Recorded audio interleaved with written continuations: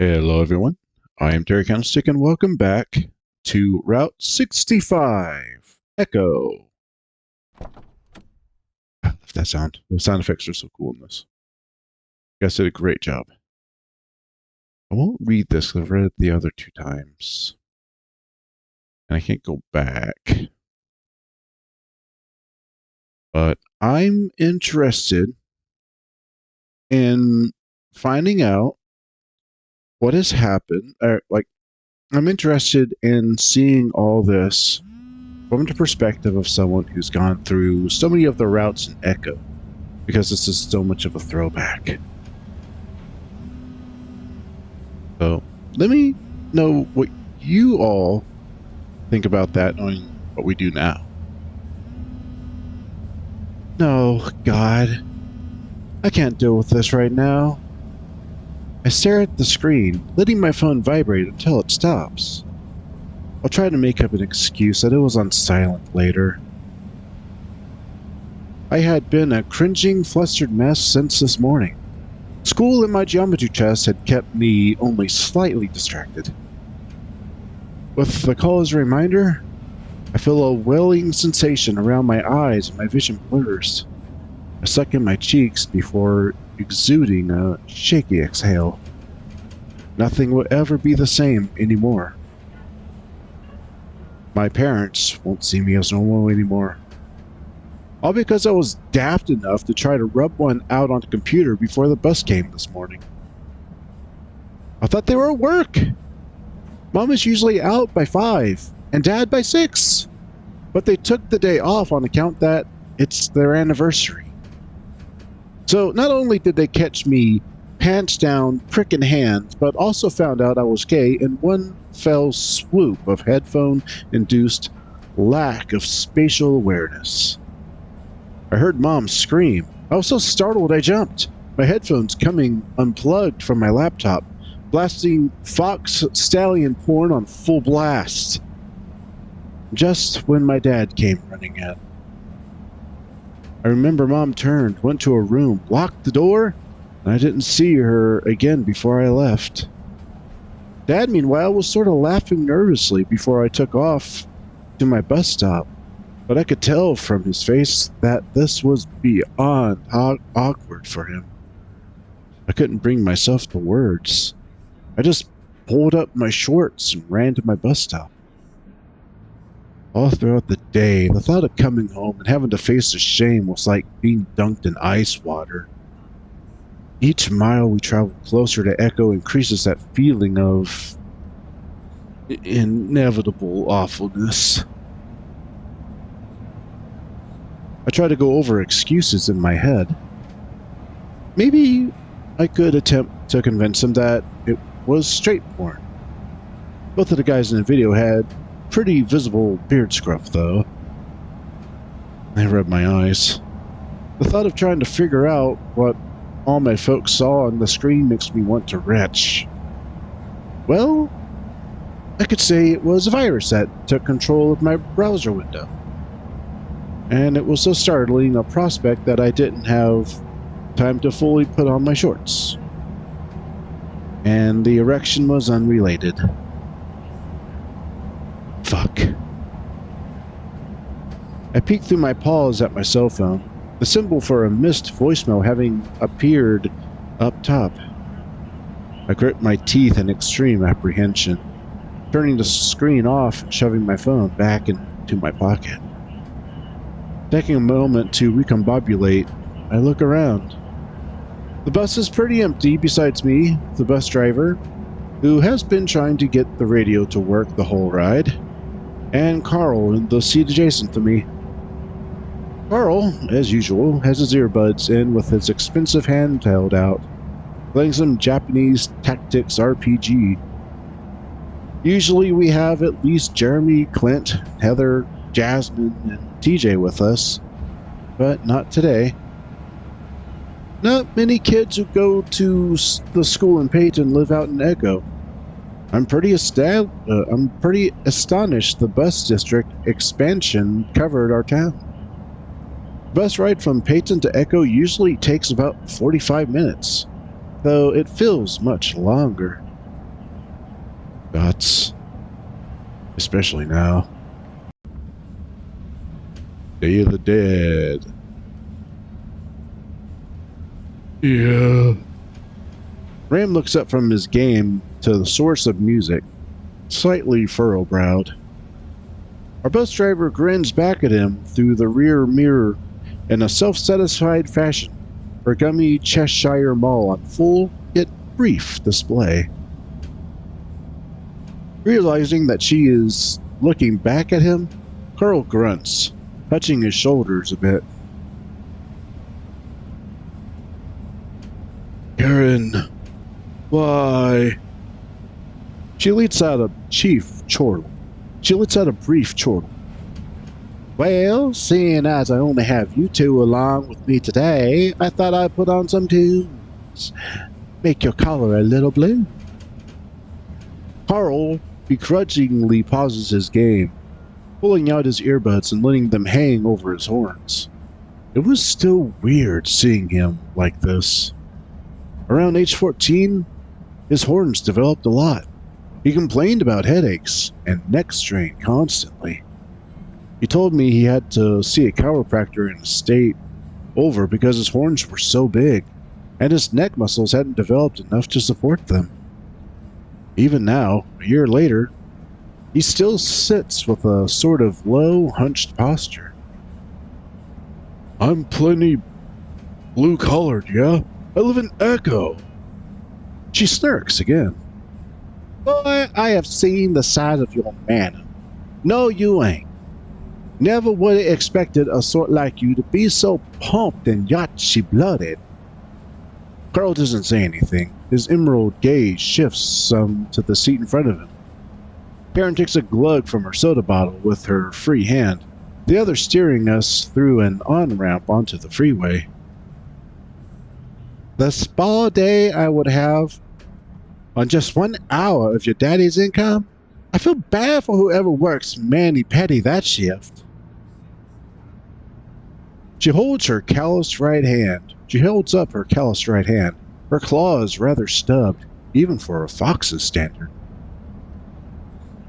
But I'm not driving you squirts. I do road crew for public works. Ain't your average mom, eh?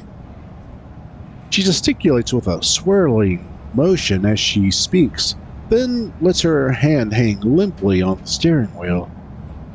Well, it might be the new average here soon enough. Feminism and all that. You two will learn all about it in college, I'm sure. What are you two going for, mage-wise? Both of us make no quick move to respond. Chase? I shift some in my seat, clearing my throat so that my voice doesn't creak or crack either.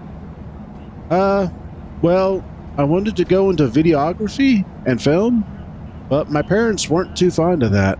So, I guess journalism or communications? Karen responds so abruptly that it makes me wonder if I said something wrong. Well, my nephew got one of them communication degrees from North Mountain State. Oh? How'd that go? Ended up being a 60,000 piece of paper that earns him $13.25 an hour, fixing old farts like us computers out of some big box establishment. Nerd Squad, I think they're called. And if I know. I'm still deciding, I guess. She waves dismissively. I look over at Carl, who looks like all he wants to do is go back to playing his game. What about you, big hearts?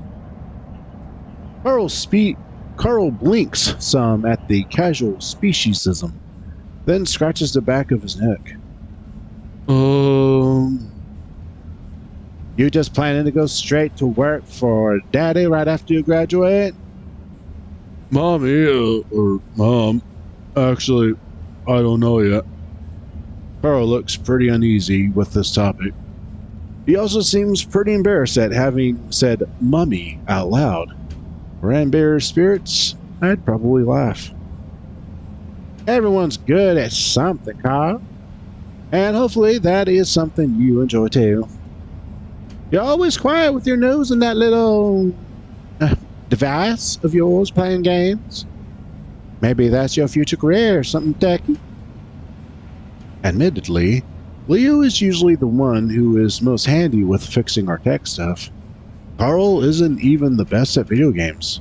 That title belongs to Jazz. Carl is quiet for a bit, tugging on the strings of his hoodie.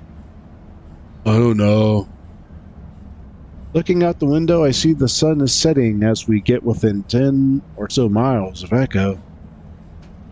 We pass the old abandoned water park, which I heard closed shortly after the bypass was built and all its passerby traffic was lost. I think for a moment. I see what looks like some figures in a drained pool, though when I try to squint, I don't see them anymore. You know, I was around when that place shut down. I startled some, not realizing I was being watched. Both times, actually. Once in the 60s, then again in the 80s when it reopened for a year. It was during the era of big government giving out big old water project constructions to the state for pennies. LA being the golden child. Our county, as you two squirts are aware, did not become the next Orange County. Spoilers, as my son Keith used to say. She lets out a amused grunt before stirring up some. A lot of folks lost their jobs. It's like a little Great Depression in the middle of Mormon land. Echo has been going to tits for generations, though. And not the good sort tits either. Real ugly ones. Like those that, what's her name, yields? Miss Tethers? Yeah, that's her. I'm taken off guard at that comment. Miss Tethers is a particularly nasty history teacher at PHS who is not known for being too keen on bullpines. She does have a kind of lopsided pair. Anyway, it's a ripe shame. By the time your kiddies are having kitties themselves, this town will be a feast for termites. Well, maybe not, man. I see Karen's silver eyes focus on Carl. A castle, as we used to call it. She says this bit rather strangely, as if trying to remember something specific. Carl is staring out the window, avoiding Karen's stare. In the 2 years we've had her as a bus driver, she has never spoken this much. Most of the time, she'd just be scolding Jeremy and Clint. I have this feeling she's been waiting for this opportunity to speak more personally with Carl for a while. As we get closer to Echo, we pass more abandoned places. Some are adorned with faded Art Deco stylings from the bygone modern era, whilst others are but rotting wood from the Mormon settlement days. In my current situation, all these familiar architectural fadings seem to evoke is a pulsating sense of dread for what is to come. Carl, your family has been here for over a century. Way I see it, least they could do is reinvest in what they capitalized on in the first place. Oh, can you just change the radio station? Carl's horns are pressed up against the window, his tone low but his voice loud. Oh yeah? What you want to set to? Anything but this. Carl looks down at his handheld, fidgeting with stuff in the character screen, but without the focus to actually keep playing. What do you want to listen to, Chase? I know this doesn't have anything to do with it, so I'm just going to do random. Random. Like Carl said, anything but this. What'd you say? You want this, but louder? No. No. Chase, kill me. End my life. Maybe I'll respawn somewhere more peaceful. This is good for you, Carl. You're getting blue-collared, albeit, the hard way. If I wanted to get blue-collared the hard way, I'd borrow Jasmine's jean short shorts and stand assumingly around the motel. Covering our ears and pressing our heads to the seats in front of us, we endure the hick musical cavalcade as Jasmine beamed this station. Glancing sidelong out the bus window, I see that we're less than a mile from home. My paws start to feel clammy and I clutch my knees tight. It's fortunate that Carl is currently preoccupied with burying his muzzle into the faux leather of the seat in front of him as I begin to tremble. Part of me actually wants him to see. I know it's just stalling for the inevitable, but I want to talk to someone, anyone, about this. This is a small town, and whoever I speak to will know that I like guys. I'll have to deal with them knowing that fact every day till college. If I go to college. I used to hate being so damn generic. Fucking Flynn whines about how boring I am all the time, but now, all I can see are folks looking at me, seeing me as that otter who likes it up the rear, and not as generic Chase. God, that's what my parents will see me as too. The sort of deviant who lives in their home. I imagine them looking at the photos of me around the house now, wishing they could have that back. I've never really talked to my parents about relationships and sex stuff, and now I'm just shocking them with this whole new side of me. What an anniversary present I've given them. I look over and see Carl hunched over, his horns pushing into the seat, his gaze focused blankly upon the screen of his handheld. Upon closer inspection, the screen is completely black, the device no longer on. It seems that he's not in the best of states either. I swallow, baiting disturbing him. Carl might be my best friend, but we don't really have deep talks, especially since the lake incident. Maybe I could text someone. I slide my phone out of my pocket, staring at the black screen much like Carl was now. I realize when I get home, my parents are probably going to demand to see my phone and messages, so I'll have to remember to delete them. I try to imagine how each one of my friends would react, but this is honestly foreign ground, only alluded to in traded insults and jokes. Flynn especially. The lizard drops the word faggot in every other sentence as of late, though I think he just chooses it for maximum edginess. Jasmine, on the other hand, might be the most supportive with this sort of thing. However, she wasn't at school today. I eavesdropped Flynn mentioning something about issues with their parents and Jeremy to Leo, but I couldn't make out the specifics. I don't know how Leo would react to any of this. He makes jokes about poofy stuff all the time, but I can tell there is some unease there. That leaves TJ. Carl described him once as the moral gooey center of her sandwich of a group of friends. That being said, I'm not sure how much I can actually tell him. He's just barely crossing the puberty threshold now. Plus a Christianity factor. Uncover one of my ears long enough to pull out my phone. My heart skipping a beat at the new voicemail notification. I quickly swipe over to my contacts. Alright, so, with this being Halloween month, blah, blah, and I know we've done Flynn, Carl, and Leo. We have Jasmine left.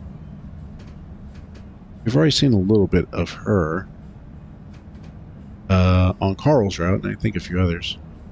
But we're going to go with TJ, because it's kind of spooky.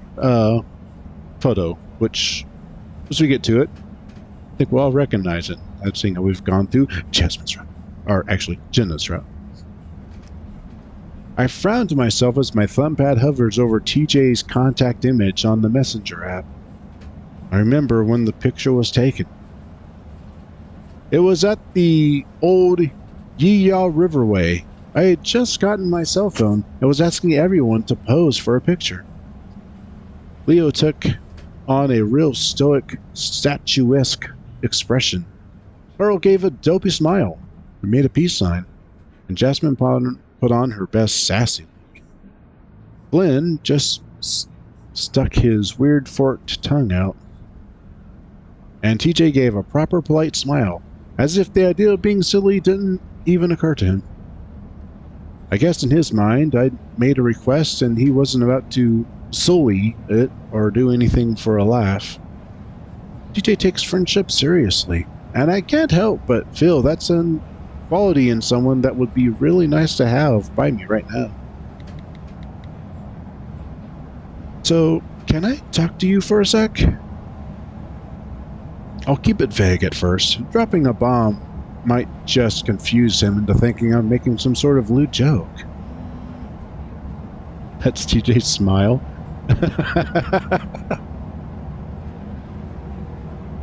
He really is a good boy. Hey TJ, or hey me, how am I doing today? Hey Chase, what's happening? Happy Day de los Muertos. I'm working through some bad stuff. I don't want to go home. Oh, where are you? I feel a bit bad not really indulging in returning TJ's chipper mannerisms, but I just really don't have it in me right now. Oh no, what happened? Mom picked me up and we're finishing up my costume. She heard there was a party happening at the old Parsons building on Route 65. We'll leave soon. I didn't know parties happened around here outside the backyard birthday stuff. I know TJ goes to a lot of different functions in his free time. He's kind of a proper kid, or he's kind of a popular kid, though pretty much all of them are based around church and community service activities. They're pretty much never an echo, though. The only church we have in town is the old abandoned one from the Mormon Trail days. I think it turned into a school briefly before World War II, though it shut down soon after. The county tried to make it a tourist thing once, but it didn't work. Back when my parents still went to church, we had to drive all the way out to Peyton at 7 in the morning. I hated it and would whine and complain every time.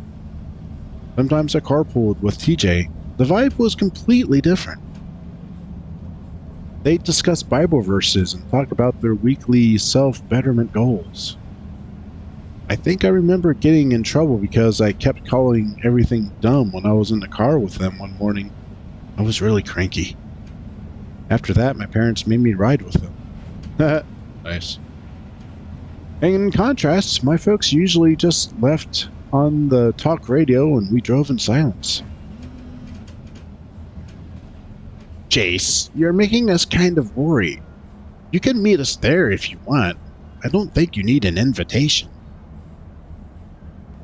I'm a bit worried that this party will just be another acoustic guitar arts and crafts with the elderly affair.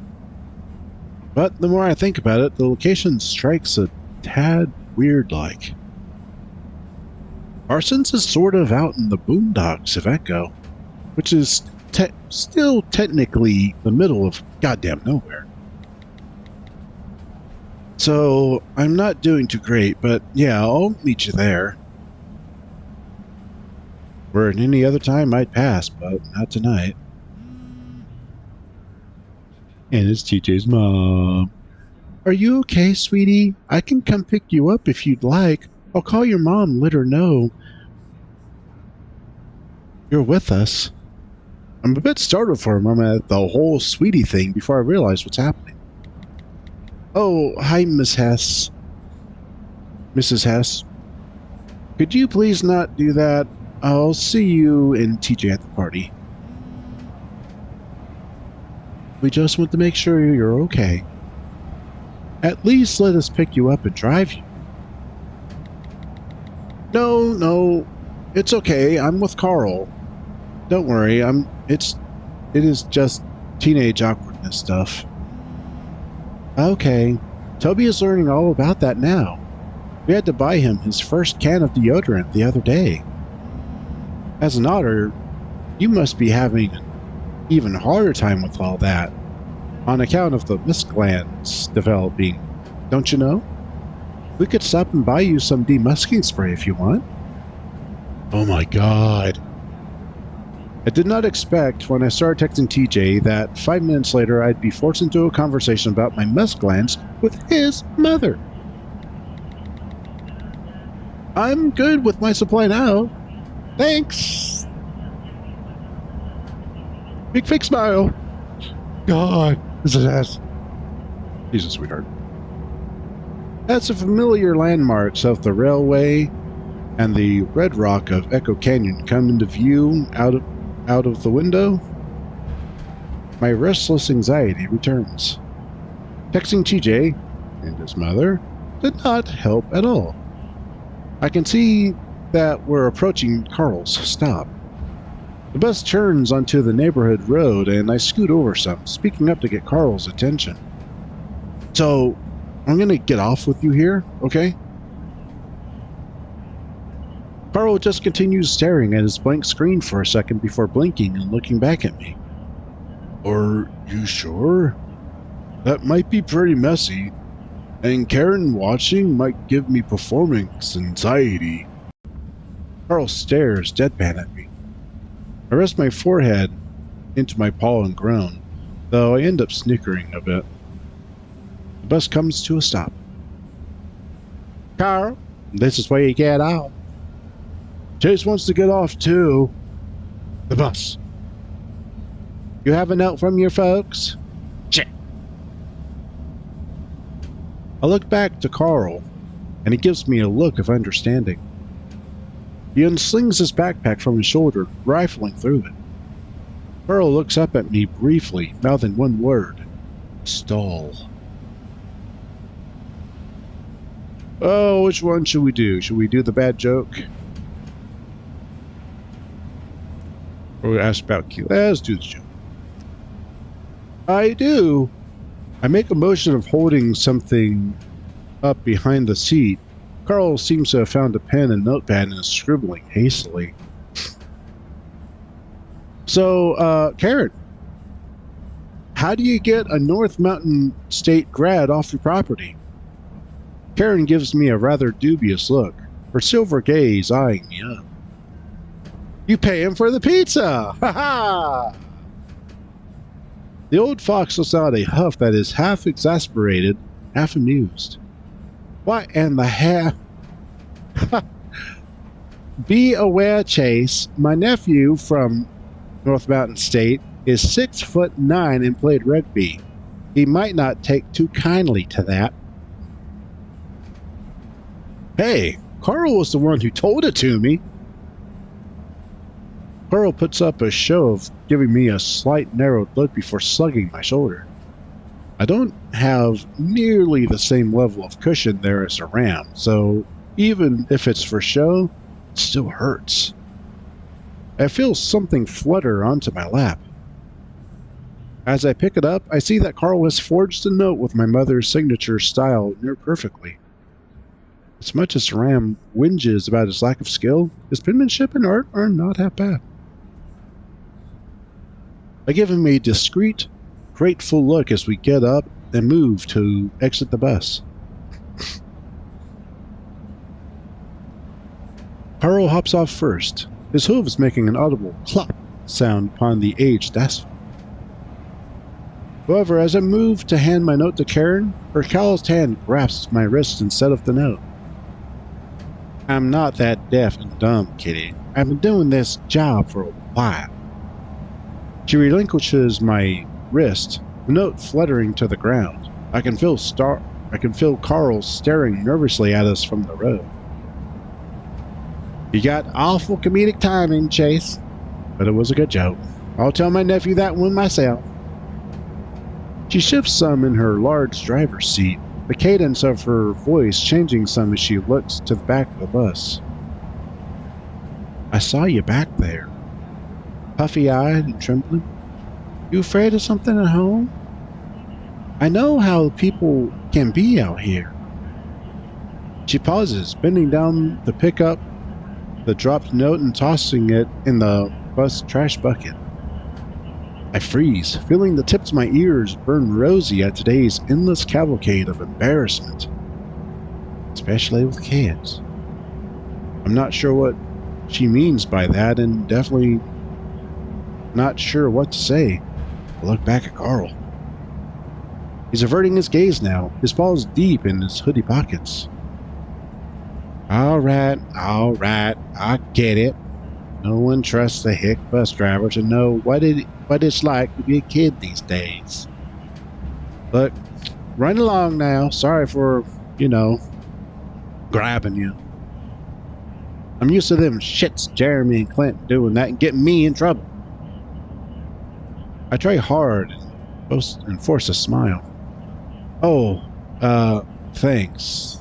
I appreciate your concern and all. Yeah, they are pretty shitty. Hey, language, get out. Sorry.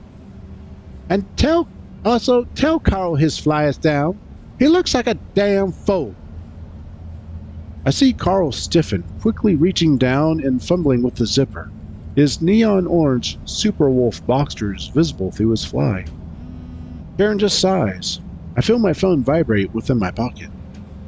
See you squirts on Monday.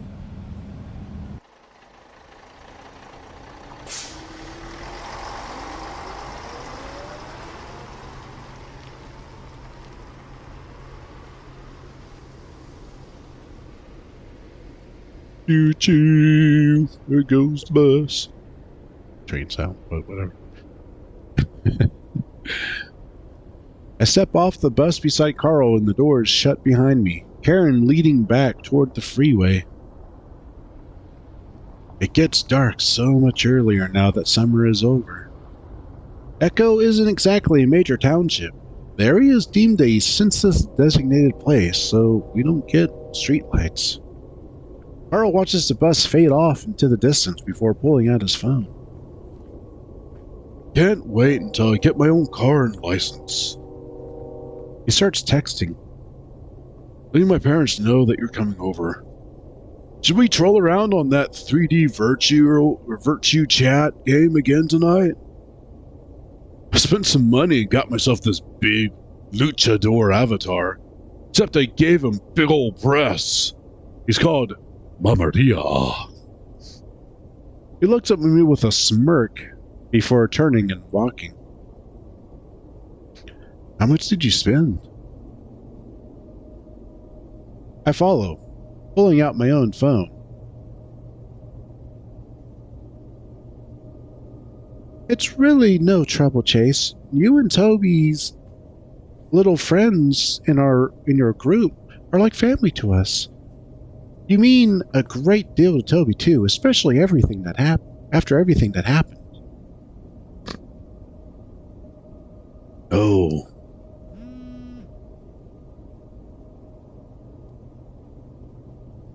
I never had the opportunity to properly thank you. After all, you have been so brave, and your visits to Toby afterwards meant so much, Chase. I don't know. I was just grabbing what I needed. $15, maybe? I refocused briefly, glancing over toward Carl. That's a lot for one of those kinds of games, especially just for clothing. We haven't seen you much since you and your parents stopped going to church so much, but we'd love to have you over for dinner sometime. Well, like, the luchador mask I wanted was one of the premium items, so it costed the most. Everything else was dirt cheap. Every single girl in that game uses the same hair. Long, curly blonde one that costs like $1. At least, they say they're girls. I'm just trying to be unique. Otherwise, what's the point? It's a social role-playing game. Why risk getting ignored? I actually have another account with a character that is more normal looking. I made him after you left last time. He's like this big primate-looking dude with burn scars everywhere and this kind of albino-y face. I had the idea for the character sort of based off a dream I had once. So, I do have one quick question for you, Chase. Ooh, that was it. That thing, that picture. You remember who that was? Let's see if I can go back. That, if you remember, I believe that is a picture of Micah from Jenna's Route. The picture that was taken by Carl right before he got high on, I think it was like cocaine or crack, right? Crack, meth. That's the picture of Micah. So why is it flashing here? I don't know, but that was the whole reason for choosing that. So that'll probably be the thumbnail, actually. We'll see. Do you know how to delete messages on this thing? I'd rather not Toby know that I mentioned the incident. He's been doing so well lately. What the? Anyway, I went to a lot of the in-game hotspots at first. A lot of the stuff you and I saw when we were messing around. It's sort of like you said, that most people there are just middle-aged housewives who can barely type a sentence. But then I sort of went off-grid, I guess you'd call it. For this messenger app, you go back to the contact screen, hold over my contact name, then press delete conversation history. Like, the sports set aren't advertised on the destination finder. I started finding a lot of weird shit. Like, weirder than the shit we're making ironically, yeah? There were these places which looked like more real-life houses, not the usual fantasy exotic stuff. Just people living in virtual families in these boring-ass looking homes, complete with framed photos of screenshots of their characters. I got the impression that a lot of them were, like, foreign. I walked into this one flat with these two horse ladies in it. They had decorations with Middle Eastern words everywhere, but they seemed normal enough. They had a TV item which just displayed a slideshow of photoshopped pictures of them with a baby. When I started exploring the house, I ended up walking into a nursery room and they got really pissy. I just saw the background change. I usually miss that. Da da da da da. I thought about trolling, you know, and writing, "I ate the baby!" and hopping up and down on the crib, but I don't know. It just felt like this weird mix of awkward and sad.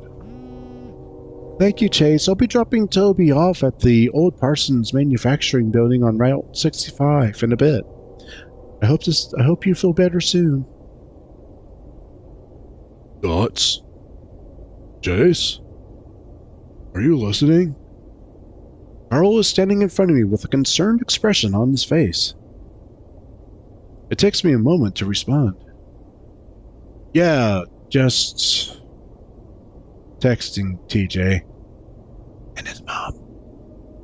Or, well, his mom. Nice. MILFs much? Dude. Look up the street. Carl's house sitting in its amber glowing glory atop the hill slope. Apparently there's a party happening tonight. Carl raises an inquisitive brow.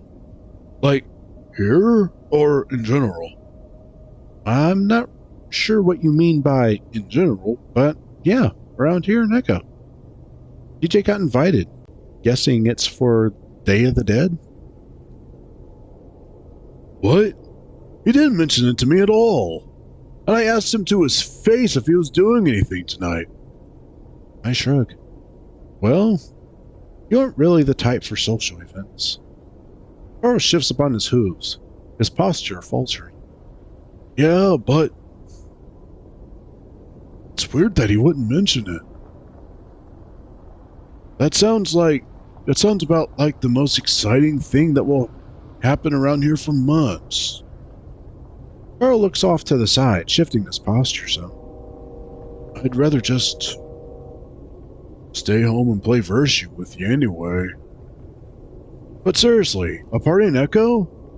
Can't be for some churchy thing in this land of heathens. It's at the Parsons Manufacturing Building on Route 65. That's sort of in the ass end of nowhere for a party, too. Maybe it's like a rave or something? A mental image of TJ in neon hot pants with glow sticks and a rave whistle comes to mind. I can see that. Which is weirdly kind of hot.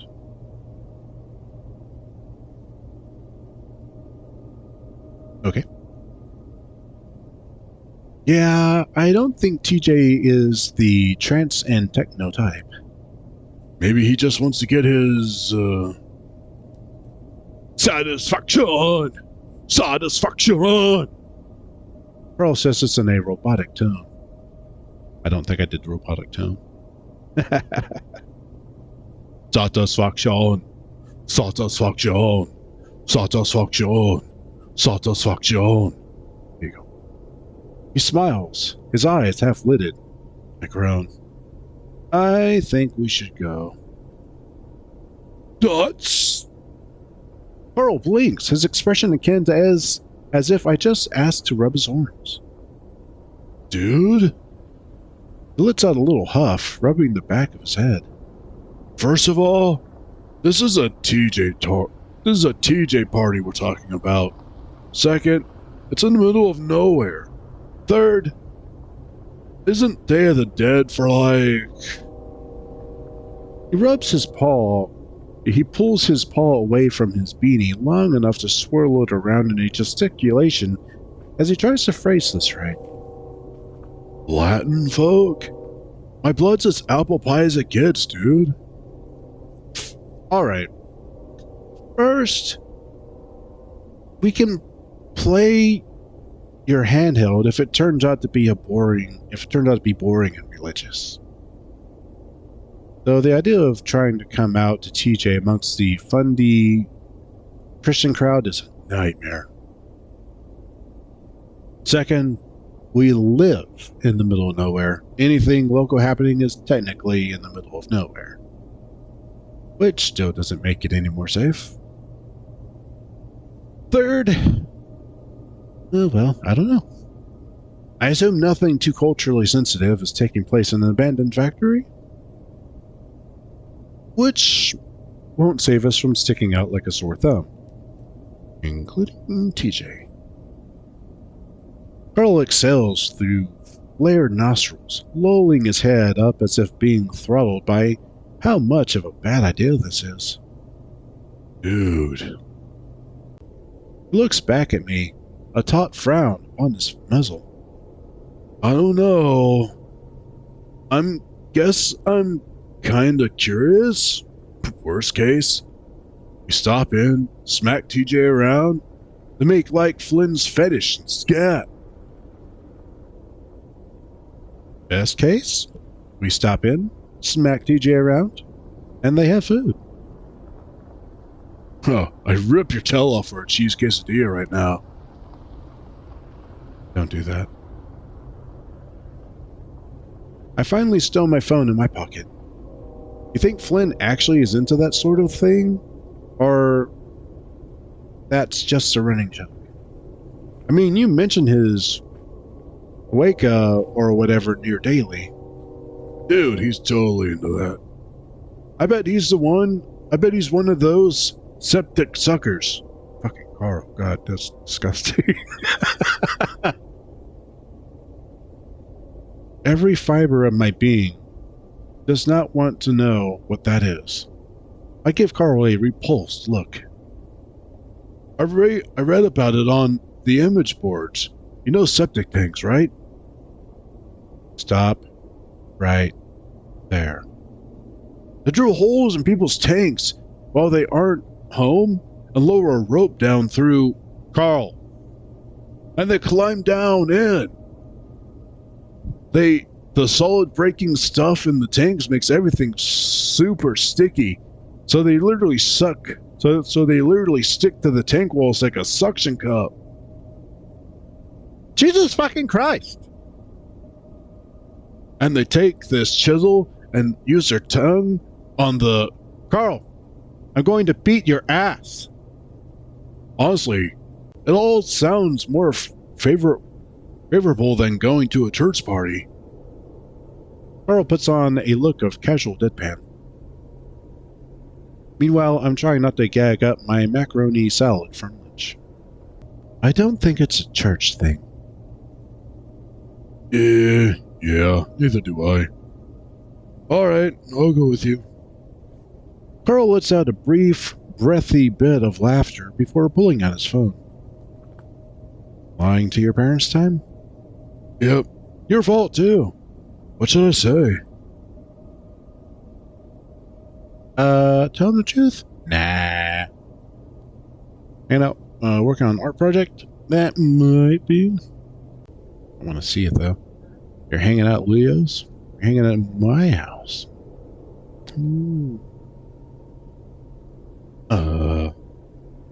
This is probably the best lie. No. Carl texts something into his phone before moving along in the opposite direction we were walking before.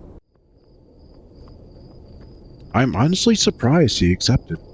His social anxiety is pretty bad at school. Maybe it's just that kind of night.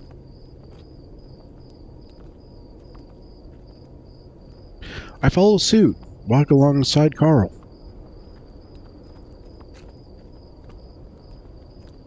Can't wait till I get my licensing car. I mentioned that already, huh? Route 65 is like 3 miles away. You can get your fetlocks toned and ready for the dance floor, though. I see Carl's posture stiffen some at that prospect, his bright green eyes looking to the asphalt beneath us. You don't actually think there's gonna be dancing, is there? Like the movies and shit? I shrug. Something I've been doing a lot this night. Growing up in a town with less than 60 people has made what looks like a conventional teenage experience on TV seem utterly foreign. The closest our group of friends had to such were birthday parties with just us 6 and our folks. Leo's dad let us drink a can of beer once. I always imagined high school parties were just like... I always imagined high school parties were just a bunch of kids sitting on couches and smoking weed. But this is Echo, so... Meth? Do you think TJ will go to a party where everyone smoked meth? I don't think TJ will go to a party that didn't have a crucified Jesus statue watching over the attendees. I dip my paws into my pockets as we walk. Meanwhile, Leo is out driving around with his new friends and going to actual Peyton parties, probably. The way I see it, most people don't actually play football for the game in high school. It is all about, like, the status. I grunt to the affirmative, biting my tongue for a moment before speaking. I wonder if Leo thinks we're not cool. Carl actually turns to look at me, then quickly averts his gaze to the ground. Dude. I'd think that after all the shit we've been through, that wouldn't matter. The serious statement from him takes me off guard, and I feel instantly guilty for broaching that topic. I nod solemnly, another long pause drifting between us. Yeah. Carl tells me more about the 3D virtue chat and some girls he met there as we walk. Girls being stated with quotation fingers each time. I had tried talking with guys online myself, though, like Carl, never with my real identity. I remember I was feeling lonely 2 months ago and posted a personal M/M or M/M ad on the Peyton list website. 18-year-old Otter here looking for friend/mentor was the tagline. I included a cropped and photoshopped picture of myself at the Peyton Rec Center pool, my face blurred. Since I went through puberty a couple years ago, I was pretty sure I could pass for 18 and my face was hidden. I was wrong. My post was taken down and I got a few emails from administrators asking all sorts of questions. It really hasn't been my best past few months. Eventually, we reached the Parsons Building, an establishment that closed many of my lifetimes ago from the looks of it. About 10 or so cars and motorcycles are parked alongside the building, and neon blue light emanates from the inside. The thump of bass is palpable even out here on the road. I look over to Carl. All of his lackadaisy demeanor on the way here has been replaced by tight-lipped tension. To be honest, I'm feeling pretty similar. This does not look like a Christ camp affair. I don't see anyone outside here. Maybe everyone's inside? Carl shrugs. Maybe. We just got to get in and look for TJ's little gray ass. Or, his face. Any idea what we should say when we see him? Hi, TJ. Is a good start. Okay, sounds good. Cool. Neither of us moves. Nuts. Dude. God. Dude. What if it's a rave? Do people actually still have raves? I don't know. But I'm getting really bad vampire cult vibes from all of this. Let's check around the back first, alright? Boo! Oh, what the fuck? Carl practically leaps, swatting at the air around him as he gets some distance. Hi, guys! Oh, jeez. I'm sorry, Carl. I didn't know I'd scare you that badly. You shouldn't use those kinds of words, though. Carl stares wide-eyed at the sheeted visage before his eyes go to a lull. Oh, hey, TJ. I legitimately thought you were going to start bleeding there, Carl. Real specious, dude. What's up, TJ? Why are you dressed like a ghost? My mom dropped me off about 2 minutes ago. But she had to go pick up something for Dad and left. I can't believe you guys walked here. My mom would have given you a ride if you asked. Not that I'm against you guys getting exercise or anything. That's... I think Carl winces slightly. As for the costume, my mom and I put this together at the last minute. I didn't get to go trick-or-treating yesterday because of church stuff, so Mom said now would be my chance with this party. Even under all that fabric, I can still picture TJ grinning cheerily. It is such a contrast to the past few hours with Carl. A contrast to this whole day, actually. That's very considerate of your mother, TJ, but Never mind. How did you get invited to this, but not us? Carl cocks his ghostly head curiously to the side. My mom just told me she heard about this fun get-together here, and said it would be a good way to treat myself after volunteering yesterday. I didn't really think I needed one. There is a pause. Oh gosh, I've never crashed a party before. Should we just go home? Carl and I exchange a look. I'm about to speak when TJ quickly interjects. I thought I saw Leo here when my mom pulled up, actually. He was by the parking lot with someone else, but when I got out, I couldn't find him. That's weird. He didn't mention anything about going to this tonight, so it surprised me. Well, you didn't tell me about this either. I see TJ shift beneath his costume. It was short notice. I didn't think you'd have a costume or anything, or would want to come. Graham holds up the flat of his paws to the sheeted one. It's fine, TJ, I'll get it. I get it. Carl steps off the road and into the smooth concrete of the entranceway, trying to get a stealthy look inside from far. I mean, it's okay to have a +1 if Leo's here, right? But there are 3 of us. See Leo in there, Carl? Carl was silent for a long moment.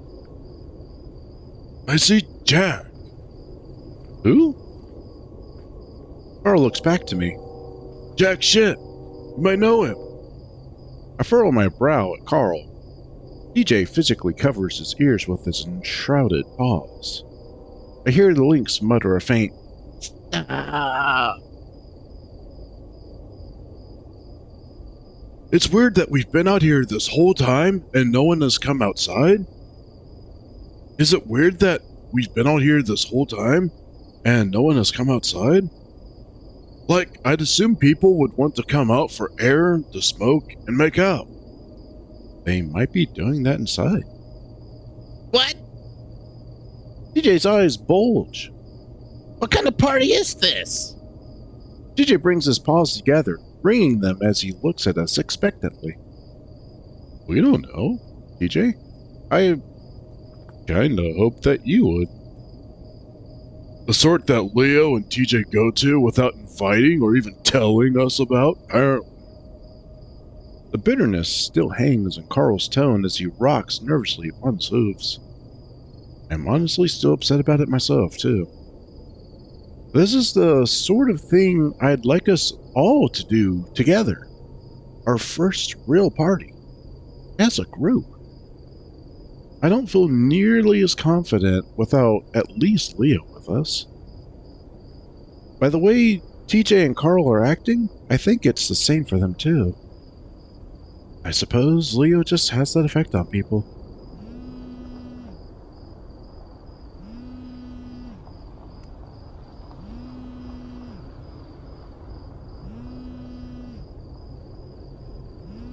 Oh God. How the hell am I even getting bars out here? Fuck this. I hit ignore and walk past Carl toward the blinding cyan light of the broken entryway. Dude, wait! Chase! I step inside and am instantly greeted with the dusty, musty smell of dozens of years of structural decay. The scent of decay, drywall, and stray fiberglass insulation mixes with the more modern aromas of alcohol, perfume, and hot wax. Looking around, there are actually quite a few lit candles lying around about, their flames contrasting with the colored gel-matted halogen lighting. Whoever set this up must be a theater tech kid. With all the candles, I actually agree with Carl's notion that this is a bit vampire culty feeling. The music, certainly isn't helping. On that note, I think I'm going to... Oh.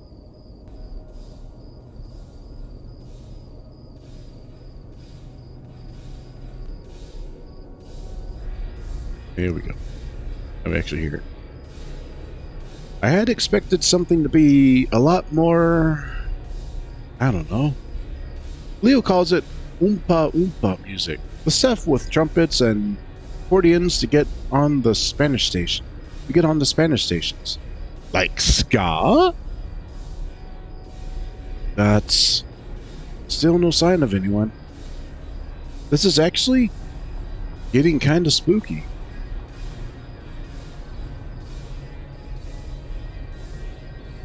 Hey, wait up, Chase! TJ and Carl come bounding in behind me. The acoustics in here are nuts. Why is it empty? I don't know. I don't hear anyone yet. That's weird. Oh, that's TJ. That's weird. Well, let's split up, gang, and search for clues. TJ and I both look over at Carl, who has a flat expression on his face. I'm joking. I'm literally fine with us holding Tell's chainsaw at this point. I'm okay with just walking normally.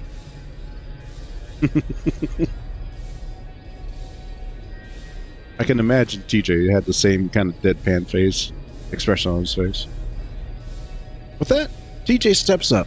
Following in tow, we walk around the corner through a cobwebbed hallway and into the main manufacturing floor. Here, we finally see some people. This is certainly no rave. I count only about 15 or so people at the far end of the room, and a few more in the rooms behind them. Most seem to be surrounding a metal keg, though a group of about 6 girls looks to be gathered around what looks like a yearbook. I only recognize 1 or 2 of them, and even then, only vaguely. I think I see Heather over there by the barrel thing. DJ points a sheeted paw toward a feline girl by the keg. Heather has a blue Solo cup in her hand and is laughing at one of the guys around her. Heather is one of the girls who rides her bus. She lives out on the outskirts of Echo. She's not really a part of our group. I just know her dad is responsible for maintaining the reservoir dam. I have a feeling what's in the keg isn't fruit punch, and feel pretty boggled at how TJ's mom was the one to send him here. Meanwhile, looking at Carl, I see that pretty much all his snark has dissipated once again. He stands in the doorway of the hall. People in front start to notice us, nudging their friends and pointing. Some snicker, though most just look confused. Especially at TJ in his ghost costume. Feeling eyes upon him, the Lynx lifts his sheeted arms. Whoa, whoa! He approaches the grouping in character. Happy Day of the Dead! I don't think he knows what that even is. The confused expressions seem to amplify. As TJ nears, it looks like he's attempting to hug Heather. Having not been paying much attention behind her, she turns right at the last second, the Lynx wrapping his ghostly arms around her in a tight hug. She screams, and all eyes shift to her and TJ. Get the fuck off! Get the fuck off me! Oh my god! The surprised Lynx lurches back with a startle, right as Heather shoves his chest.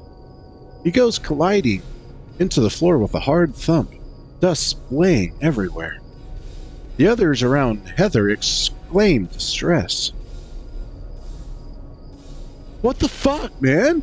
Who are you? Get off her, you fucking creep! Emilia, go! Go get Derek! Heather, it's just TJ! Despite my shouting, I don't think anyone hears me, or at least understands me.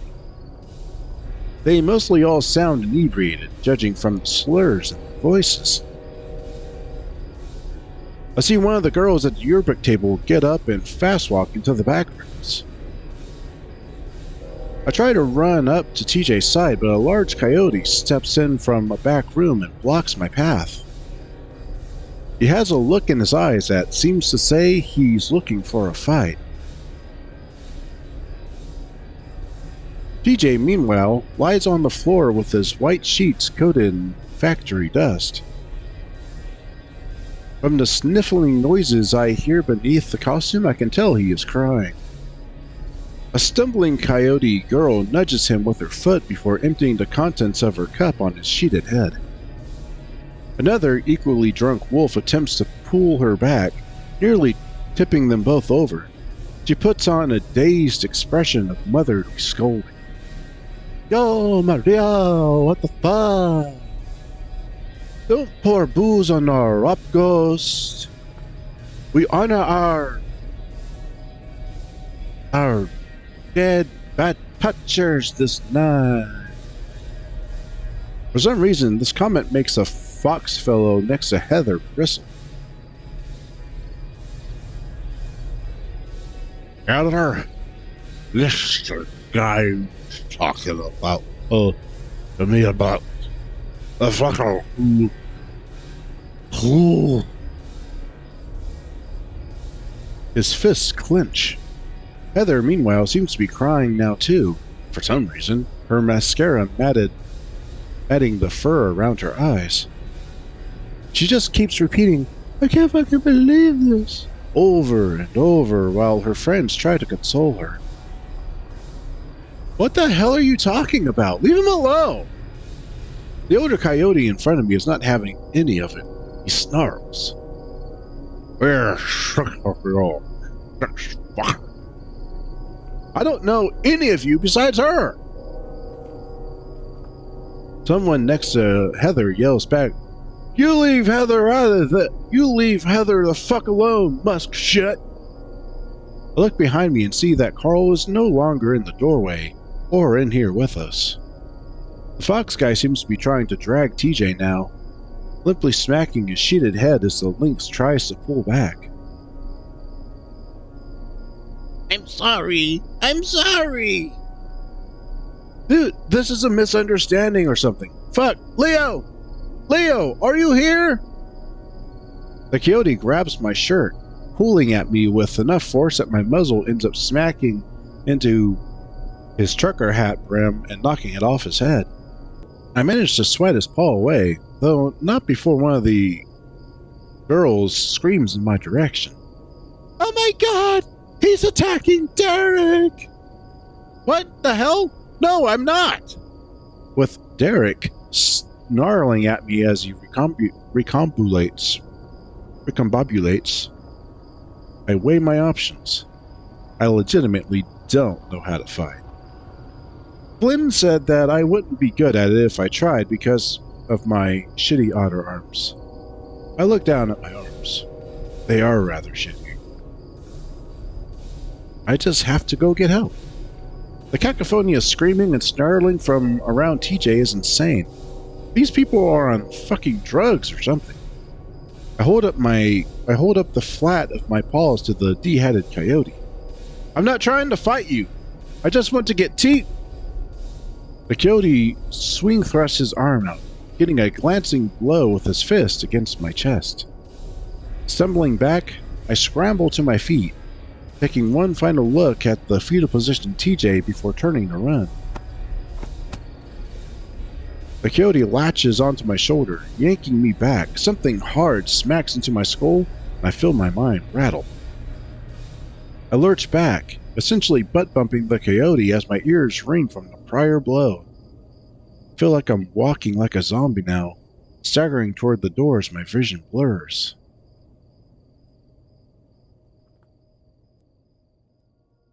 Is this what being knocked out feels like?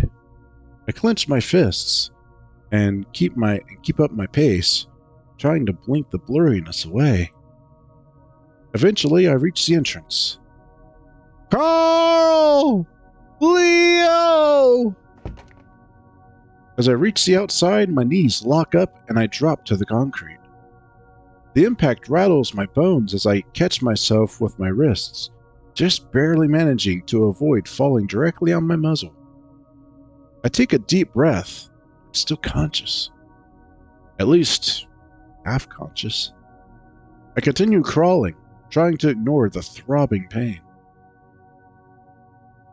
Carl! Shouting now, my voice sounds foreign to me. Shrill, childlike, pathetic, and increasingly hoarse. Leo! My voice shouldn't be this croaky. I've barely talked today. Dots. I'm in the middle of the road now. Where's Carl? Once again. I should get out of here before a car comes. I pull myself along the asphalt, feeling my skin scrape beneath my fur.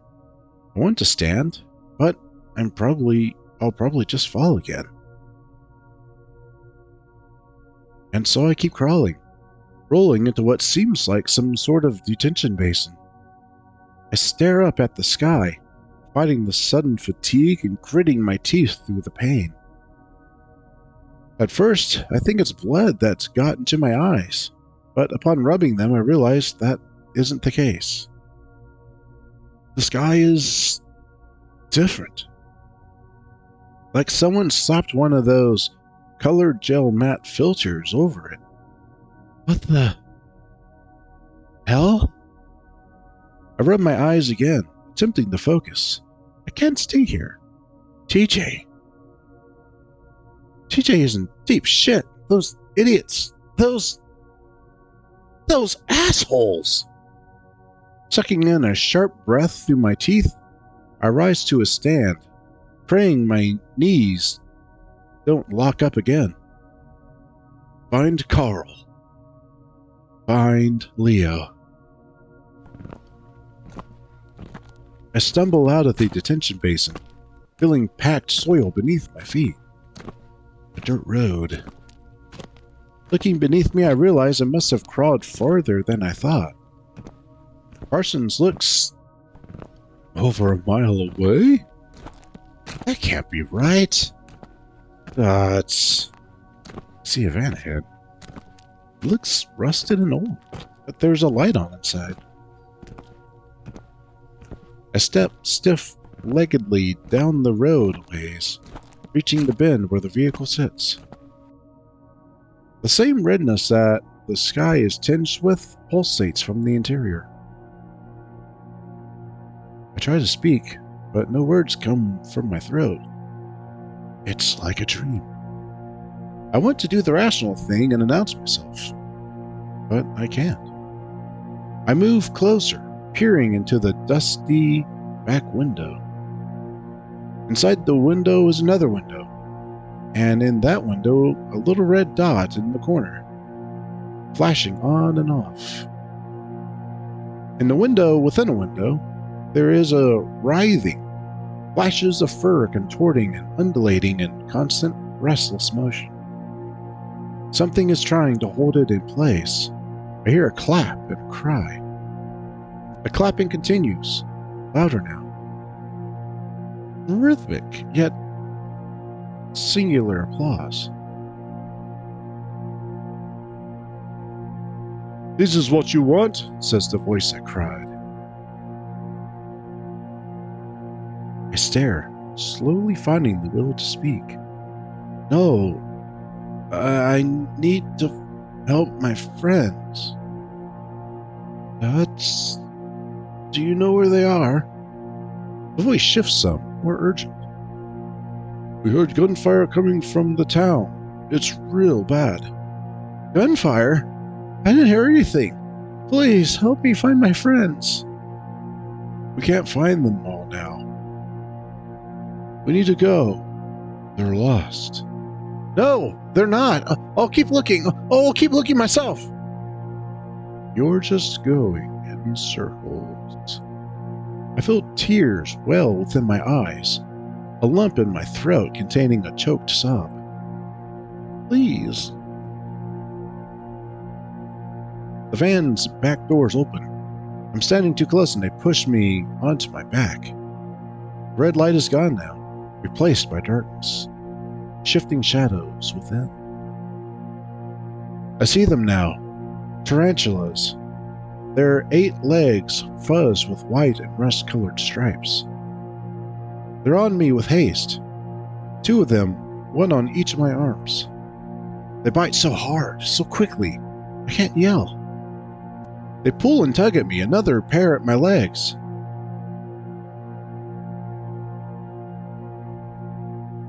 I'm pulled up and into the van. My body stretched upon a squishy something that begins to sink against my arms and legs.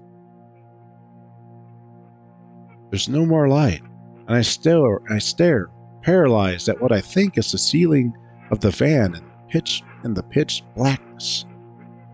It feels like restraints are binding me in place. I try to adjust my eyes to the darkness, but everything is blurry and unclear. My head throbs like a heartbeat, pangs of pain unrelenting. My fur bristles. Where did the spiders go? Breathing becomes more difficult, as if the oxygen in the van is running out. I feel the veins in my neck bulge as I try to gasp for large breaths. But my body is not my own. Lights pop as the ringing in my ears intensifies. Something is above me. I sense it. There's a garbled muttering coming forth from it, as if spoken through a poorly tuned AM radio. It sounds like me.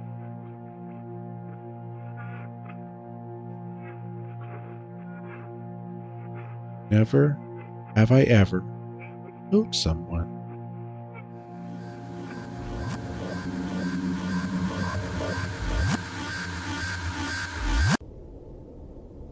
My eyes wrench open.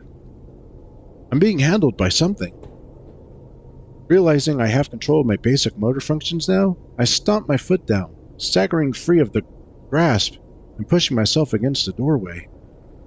I raise my fists defensively, my eyes adjusting to the light. Chase! It's Chase! It's TJ this time! No, Leo! What the hell? The pungent aroma of booze-soaked linen hits me before I can clearly make out who's in front of me. The lynx bumps his sheeted knuckles together, sniffling once. Hey, TJ. I lower my paws, trying to get a sense of where I am. That same musty smell means that I'm probably back in Parsons, in front of what looks like an old first aid center of some kind. To think that workplace accidents of this sort, the sort of places, were so common, they needed one of these. Well, you can see, I don't think I ever noticed that before. I'm blind. Out of all the questions I have, one pushes to the forefront. Leo and Carl, where are they? Leo brought you inside. He said he found you out on a dirt road a ways out. He fidgets for a moment. That fox who was dragging me? I think he was intoxicated real bad like. When Leo found me with him, and the others around, he and the fox started arguing. Lots of swearing and that sort of stuff. Then he hit the fox guy over and over, even when everyone else was telling him to stop. There was blood and... Gosh, I just want to go home. The lynx walks over toward the decrepit bed, staring at it some. I don't know whether to let you rest on the mattress or not. I know you're not really a fan of spiders, and there was a few along the stitching. I feel my skin crawl at the mention, an involuntary shudder escaping from me. Funny how mention of septic suckers doesn't freak me out nearly as much as the damn 8-legged things. Yeah, I'm good standing. Probably shouldn't be sleeping anyway. Yeah, with a concussion. No, that's probably not a good idea. So, good call, Chase. Are you okay? TJ turns to face me, and I have to admit that there is something rather humorous about hearing such sincerity from a guy in a ghost costume. I should be asking you that. He waves dismissively. I'm fine. I didn't even get punched or anything. I'm 13. I shouldn't be such a baby anymore. I curled up and cried in front of all these people. In front of Heather. It had been a frequent point of teasing from us to TJ that he liked her. She seemed like a really rough sort, but for some reason they got along. From what TJ told me, they both used to be in the school's sports management club, but Heather had some family issues and had to drop out. If I would have stood up for myself, or just stood up in general, Leah wouldn't have had to hurt Heather's friend. Look, Teach, he was a jerk. A drunk jerk. And of all things to beat yourself up over, that's not one. Even with this sheet, I can see TJ's eyes, and he doesn't seem convinced. Where is Leo, by the way? He blinks. I think he said he had to take care of something real quick. He told me he'd be back, though. TJ pauses, then straightens up with realization. He reaches beneath his costume and withdraws what looks like a mango. I stare at it for a good 6 seconds. Okay, what is the relevance of this mango? For eating! This guy Robert brought a whole bowl filled with fruit. I got it for you. I think it might make you feel better. We're at a Day of the Dead party. Doesn't anyone have nachos or carne asada? Something like that? The lynx shrinks back into himself some, rolling the mango in his paws. No, I'm sorry. I only have fruit. I find myself gazing blankly at TJ and the mango. That sounds like a old like music group, TJ and the Mango. He steps up after a moment, placing the large fruit into my paws.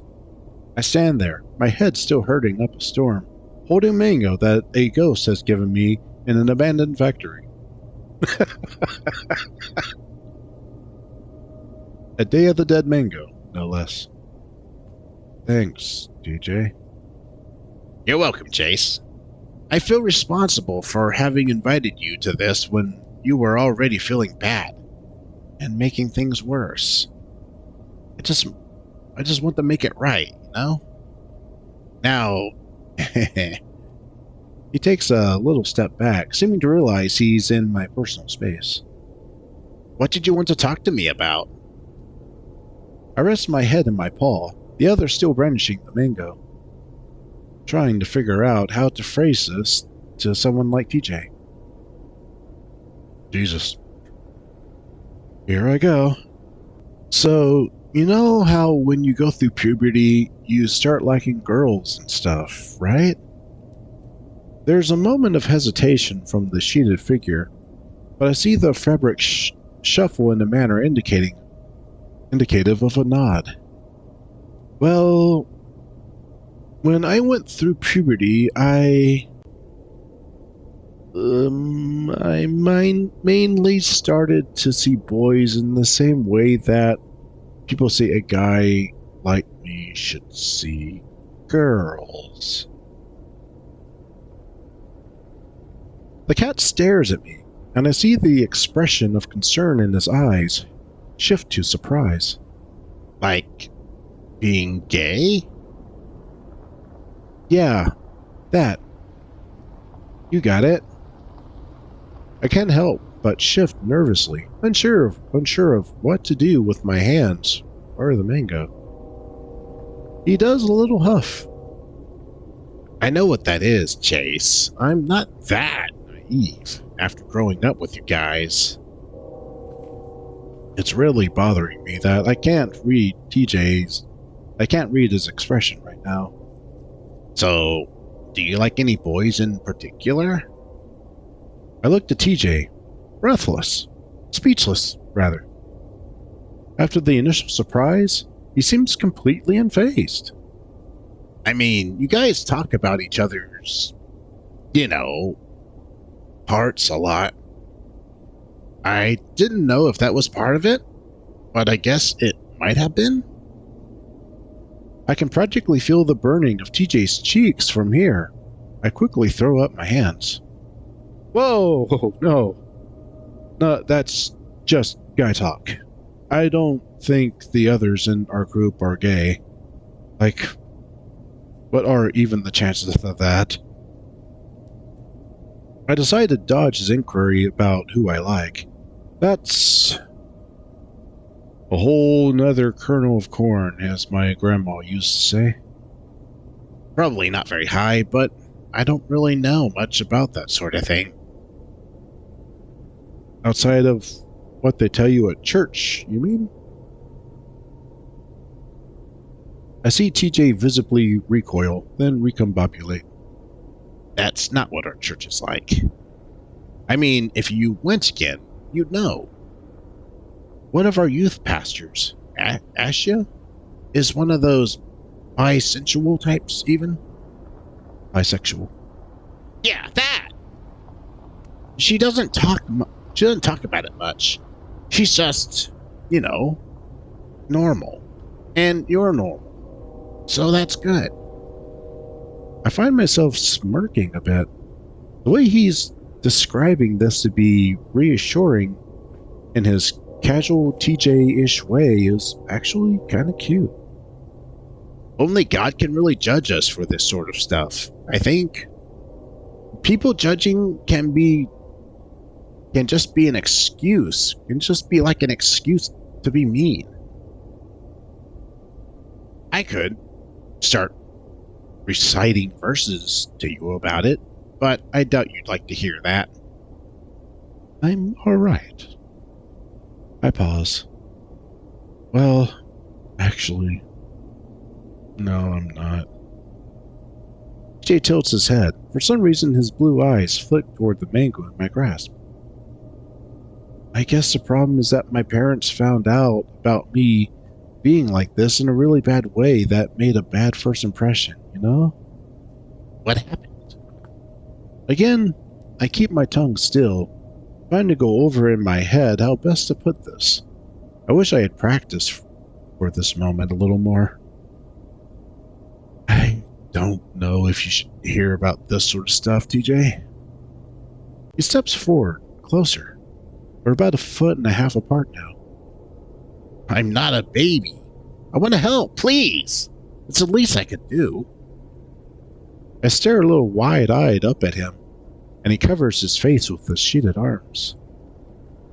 Sorry, Chase. I can hear the quivering in his voice. There's a strange amount of intensity from the links. I decide to just be blunt. I got caught watching gay pornography on the computer this morning. That's how my parents found out. What? That certainly shocked him. He sniffs, seemingly resisting the urge to wipe his nose against his costume. I don't... We're interrupted by the approaching sound of heavy footfalls. TJ blanches, physically covering his muzzle with his paws. Jazz! The familiar russet-colored wolf emerges from around the corner, his red eyes flicking to me from me to TJ, and finally to the mango in my lap. Puta madre, Alter. He looks at me worriedly, straightening himself up. Deej, your mom is here. You better go to her before she comes in.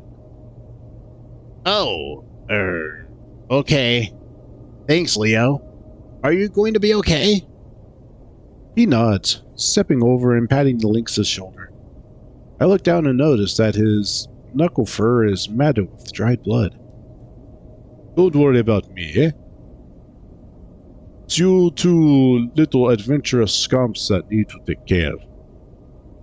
Gives me a little nod in my direction, and I make what I think is a smile. Though, judging by the wolf's concerned look, it didn't come out right. TJ quickly hustles his way outward, nearly running into a boar passing fellow. I can hear him apologizing profusely and the boar saying something about Casper needing to chill the fuck out. Meanwhile, Leo is gawking at me, his eyes intense, searching. I swallow, clearing my throat. The hoarseness is gone, but the pain everywhere else sure isn't. Hey, Leo. He folds his arms across his chest, leaning against the windowed wall beside me. There's a brief silence, and I feel his gaze still upon me. How did this happen? Why were you two here? Leo's accent is thick now as he tries to speak faster than he can process the words in his head. Part of the question has me concerned, though. Just you two? Where's Carl? He was with me before. Well, before that dick with the trucker hat hit me. I see Leo's jowls rear back in silent snarl. He looks down the hallway. He starts to shout at someone named Emilia, though I quickly realize he's speaking Spanish. A feminine voice down the hall retorts, also in Spanish. Leo looks back ahead and grunts, closing his eyes for a moment. Then, rather suddenly, they reopen, the big wolf turning to me. Wait, you said Carl was here? I nod, then regret it because my head feels like a mashed apple. I haven't seen him since lunch. He was. Leo doesn't actually look surprised at the reveal, though visible guilt hangs heavy upon his usually confident face. He doesn't immediately respond, instead staring at my battered self in silence. My phone vibrates, though when I check my pockets, it isn't there. There is a palpable, sheepish moment when my ears flick towards the source. Leo. The wolf blinks, then awkwardly hands me my phone from his own pocket. We had to cottage's move. You're the one with the phone that can get signal pretty much anywhere, so I trade yours. I sigh, pulling up my phone. I'm sorry, I just got signal. Please be okay, dude. I'm fine now. TJ's getting picked up. I am here with Leo. I hear the sound of someone fiddling with the stereo and an auxiliary cord on the factory floor. Some arguing about music choices ensues. It seems that some people are still around for the party after all. So, what all do you remember? Out of curiosity. I don't have amnesia, so relax. Whatever your name is. I felt the back of your head, chica. You've got the wilt the size of a goose egg. Reach up and run my fingers over my scalp, the bump rather prominent. Alright, well. I regale him with the events of the night up to TJ's bullying. Those towny sheets were saying you were pushers trying to harass Heather for some tips. Fucking what? Yeah, I don't know, Walter. Fuck. I kept calling for you. He looks surprised, then scowls at the concrete floor between his feet. I should have been there to protect all of you. Seems like someone won the battle for the aux cord in the other room as the music starts up again. Yep, still vampire culty. Well, I got hit so hard the sky turned red for a bit. Leo's eyebrow raises some. I see his eyes move toward my head bump again. I remember stumbling around outside. looking for you and Carl. I felt like I was walking for ages. Last thing I remember was a van. I see Leo shift, his shoulders raising up as high as they can go. That thing he does when he's tense. He looks at me expectantly. See anything else? My brow furrows as I try to recall exactly what transpired. I remember it felt so much different than it does now in hindsight. I think I must have passed out then. Everything else is too hazy to recall. Recall without sounding insane is more like it. Leo's shoulders lower. He seems to be in thought now. I found you outside on the road. I thought you had been hit by a car or something. And then when I got to TJ, you wouldn't stop crying and smelled like booze. Not that I'm trying to sound like your momsy, but you had me crazy worrying. He rubs at his raw knuckles. Got into it with that Fox guy after that. It's been a weird night. Why are you even here, man? He's taken visibly off guard by that question. The people here are friggin' nuts. He sighs and slowly lowers himself to a sitting position against the wall on the floor. He motions for me to do the same next to him, and I do, dusting away any leftover broken glass first, though. A few people from the football team were going. Also, this one person invited me, and I wasn't going to tell him no. I'm about to ask who that was, but I'm interrupted fairly quickly. I was around the corner a few minutes ago. I overheard your little talk with Tej. I feel a cold tingle creep from my spine to my fingertips at those words. I should be feeling angry at this complete invasion of my privacy, but I don't. I just feel paralyzed. I've known Leo since he didn't speak a lick of English, playing video games with me and Jasmine after school. He just imitated what we said with a big dumb smirk on his muzzle, as if he was saying something profound. I remember he got really hooked on the phrase, double jump, double jump, double jump, double jump that sucker. I had been yelling it at Jazz for like 3 hours when we were trying to beat this platformer game I forgot the name of. From then on, every time one of us was feeling down or facing some challenge, he'd tell us to double jump that sucker, with that same smirk. I look up over to Leo now, trying to gauge his feelings, but his expression is indiscernible. Fucking TJ, you drop this shit about you on him, of all people? He's scowling at Chase. Porque, chica, puta madre. You know you can talk to me? I wouldn't have even gone to this thing. He gestures to our surroundings. 2 girls I haven't seen before walk by us in the hall without even a passing glance. I look down, staring at my paws.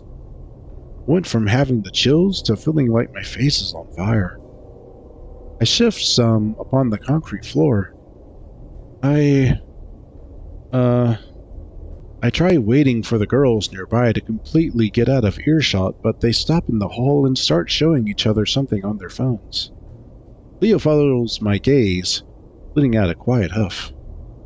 Come with me. He rises to his feet, holding me up by my wrist. Not having much choice as I'm tugged like a rag doll, I comply, my mango falling to the wayside. Winding away through the remnants of the partygoers, I failed to recognize anyone. 1 or 2 say hi to Leo as we pass, though most outright ignore me. I'm increasingly self-aware of how plain I look in contrast to the ripped plaid-donning, pierced-faced, and spiked-haired crowd. The t-shirt and cargo shorts look must not be really in at the moment. We finally stopped finally in front of one of the dark back exits. There doesn't seem to be food, booze, or drugs in this part of the factory, so we're alone. Once again, Leo turns his expectant gaze upon me, his brow knit. However, by now my nerves have evened out slightly, and I decide to counter the earlier question. Why do you care so much that I told TJ and not you? You didn't tell me about all this. So you're queer now, eh? I get that. Just fuck. Why are you trying to put the moves on TJ now or something? What the hell? I'm not trying to court him. I just needed somebody to talk to, okay? What about Flynn? Are you on him, thing? I stare at Leo, wide-eyed and gobsmacked. What? Where are you getting that idea from? He's not gay. He is. What? He screws boys. Lots of them. I thought you knew. It actually sounded a little like Irish. I don't speak to Flynn as much as we did when we were younger. Especially since what happened at the lake. He usually goes off and does his own thing as of late, extra moody like. Leo would tease that he's going through an emo phase. Meanwhile, Carl says he's just Asperger's and French fries. I can remember hearing that one rather recently with Finn.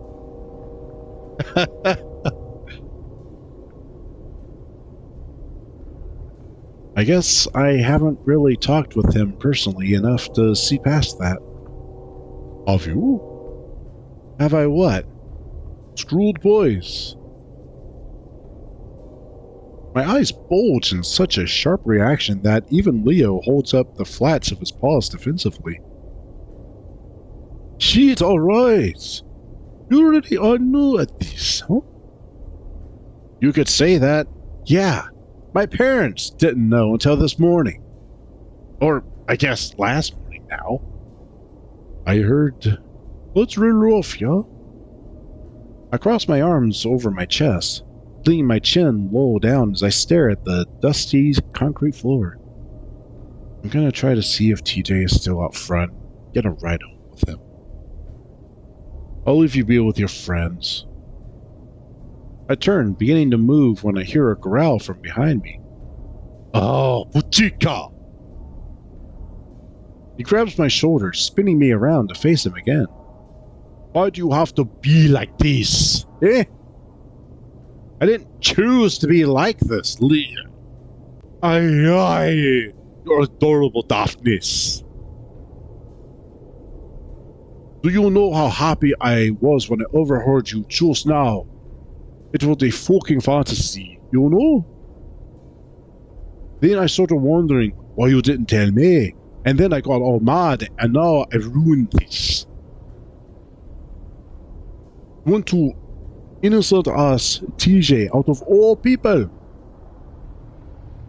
And you didn't even know about the similar situation with Finn, or me. It takes me a second to process being called adorable, a fantasy, and the reveal from Leo himself. I blink up at him. He blinks back at me. The wolf bites his tongue for a moment, trying to think before speaking. I wish I could go back in time and redo this. I'll kick the huevos out of that school who hurt you. I'll protect you from here on out. And I won't hide things from you. You are the fucking gold nugget in this third mine, yeah? I wouldn't be any different from those thrashed up bastards if it hadn't been for you guys. I think back to when we were little, yeah? I don't remember any of what you were saying. But I remember being happy because of you and Joss. And you know, as you grew and shit, I started seeing you different like. You made me happy when I was around you, yeah? Around you before. But now it's like, I don't know, I can't describe it. Well, just a new type of happy. Like, I fucking love you.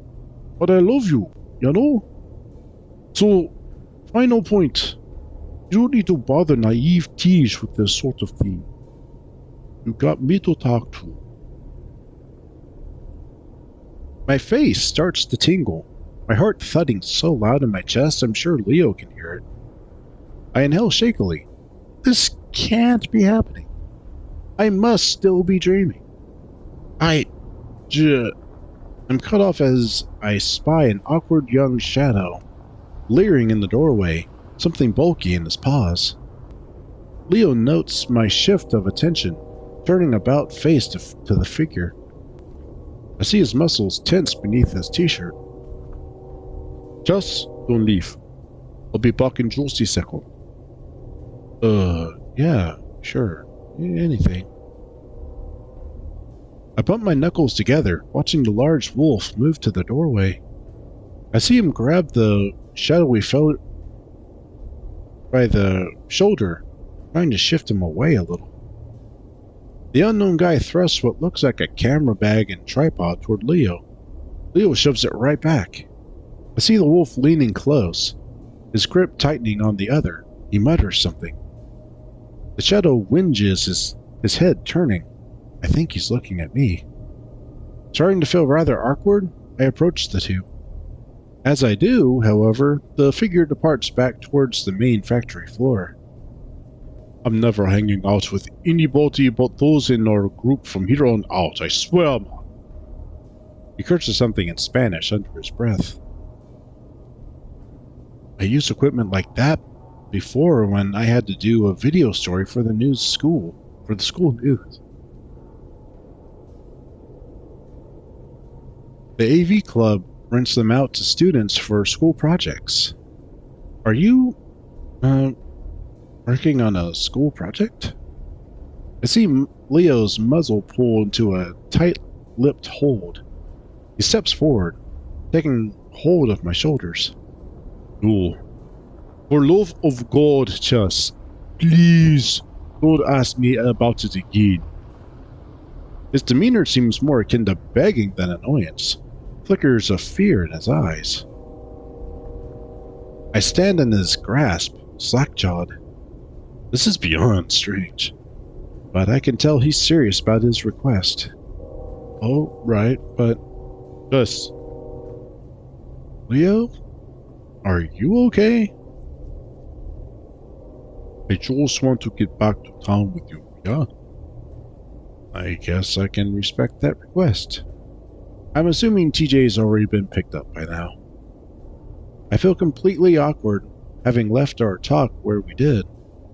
It reminds me of the shock I laid on my parents, and I realize my earnest coming out has now been shifted in my mind to my porn deviancy.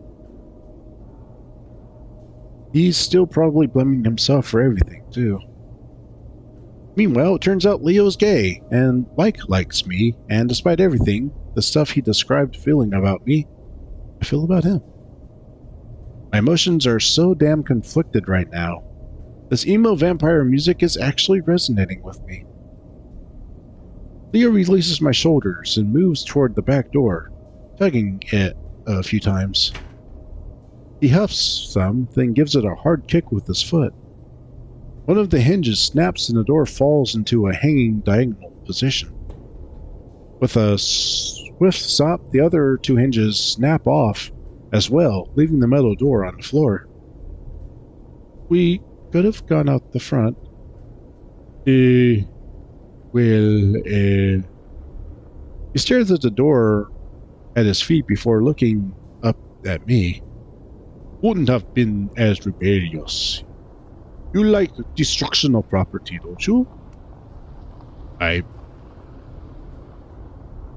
I I broke a mirror at one rest stop when I was 8 because you didn't get the toy you wanted in your kiddie meal. He smiles teasingly at me, the moonlight illuminating his backside. I can see the faint purples in the sky of inevitable sunrise as well. Hey, you know we don't have fast food joints like that around here. That was my one chance at getting that figurine from that stupid dinosaur movie. Your hand was so damn bloody. I thought you were coolest. There is a pause. I step past him into the fresh, far less musty air, a faint scent of Leo's cologne now more palpable. I cross my arms, staring down the rusty metal of the fire escape like stairwell. I still do. Oh, bullshit, man. I try to maintain a healthy amount of skepticism for his words now. Though looking at him now, and having known Leo long enough, I don't sense any signs of deception. My dad actually suggested I'd be a decent journalist, since I'm pretty good at reading people and their emotions. Though he might have just said that to try to dissuade me from videography. Leo begins to descend the stairwell, keeping his paws hovering above the guardrail just in case. I pull out my phone, using the screen as a light for us. I'm serious. You're so damn level-headed all the time. Everyone else in our group, not to be insulting or them or nothing cause their family, but they can be pretty out there, eh? You're always so calm and balanced. You mean generic and boring, man. Nah, like, you're always hanging in the background, almost invisible-like. And then you say some snarky shit and everybody loses it. You're observant, yeah? Hey, Flynn, but less of an insulting shit about it. My parents, my siblings, they love you, dude. Mom's always asking me when Chase is gonna come around again. We reach the end of the stairway. The insides of my ears probably ruby red at this point. Back lot of Parsons is mainly composed of old piles of dirt and some foundation, like they were planning on expanding before they shut down. I'm not gonna corrupt TJ or fuck Flynn. You can ease up on the compliments. I turn and smirk at Leo, a little disbelief that those words just left my mouth. We start walking. Good. I have no clue what you're into, actually. Honestly? Leo looks at me a little warily, that same guilty expression crossing his muzzle once again. And, you know, muscles, I guess. I see Leo's eyes light up, his maw pulling into a fangy grin. It actually is a pretty frightening visage in the middle of the night, or at anyone but Leo. Predators, man. You should come to more of my games if you want to see those. The interest exists too. Yeah, and how'd that work out for you earlier? I feel a pang of remembrance, and the ensuing feelings of shame all over again. This whole night did exactly what I wanted after all, distracted me from my problems. I feel Leo's eyes on me, his face softening. He places his paw on my back. You missed a lot this season. You weren't even at homecoming. The tickets were like $30. I was saving up for that multiplayer driving sim game with Carl. We eventually played it for like 3 hours and never touched it again. We won by only a few points and I got 2 touchdowns. If you were there, I would have pointed to the stands where you were and everything, and embarrassed the shit out of you, eh? I wouldn't be embarrassed. I'd be... well, I am proud of you. In the past, I had vocally lamented Leo's ascension to jockhood, especially his douchebag townie teammates. Ah, Now it's Leo's turn to be dubious. He clicks his tongue against the roof of his mouth, shaking his head. You and Carl just think I'm a different person now, that I play varsity. Carl and I would poke fun at him about it, and I think our jokes genuinely upset him. I've never really properly apologized about all that. In reality, I just didn't like the fact he spent most of his after-school time at practice. I miss him. You're not. You've always been a block-headed ball slinger. That hasn't changed. Leo lets out a deep chortle. You gonna join the cheerleading squad now for me, Alter? Psh, I ain't flexible enough for that. You think I can do a high kick? No, but I'd be a dollar to see you try. Coming to a stop, I look down at my stubby legs. $1 is $1.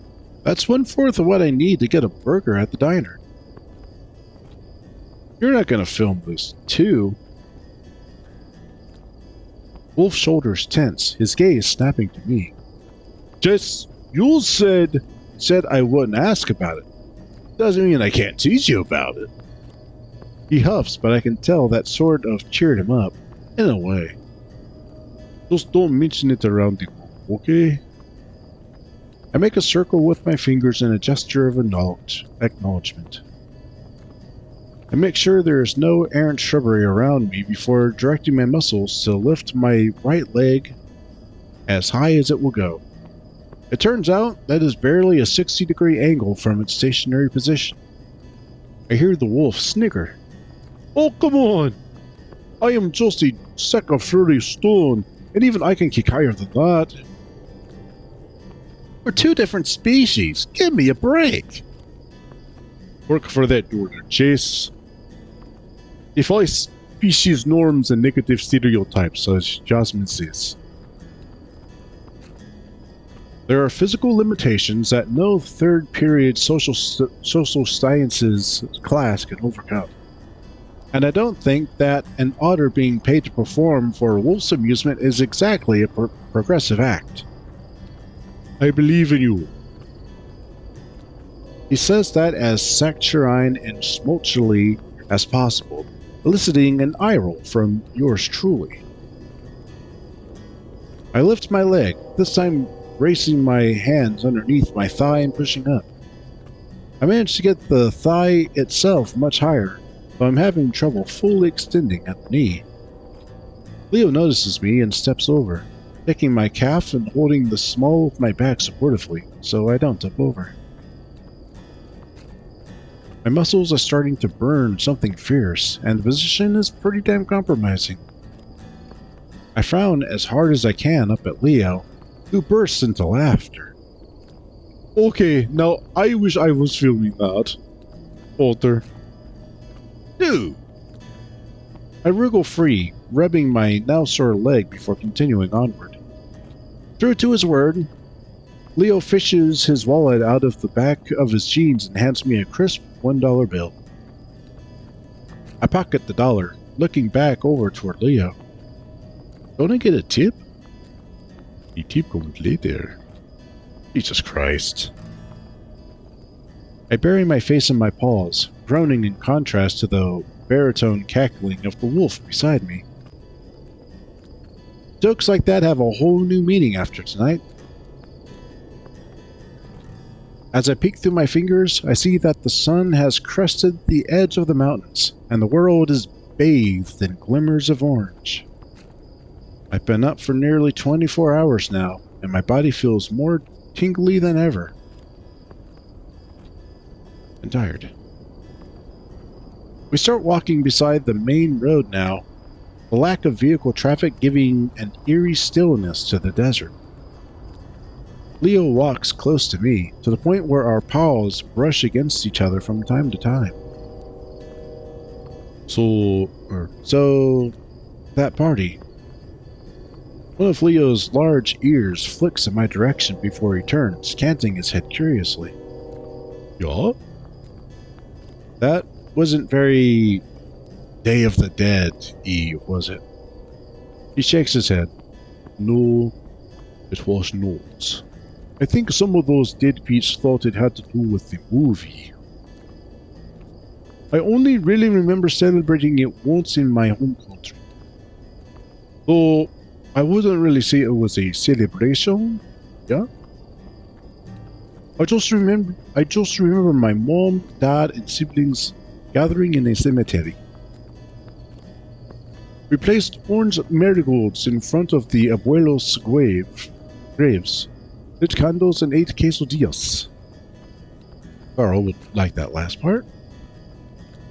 No shit. The prospect of food actually helped him get over his social anxiety to come with me. I see Leo's face shift to a tight frown.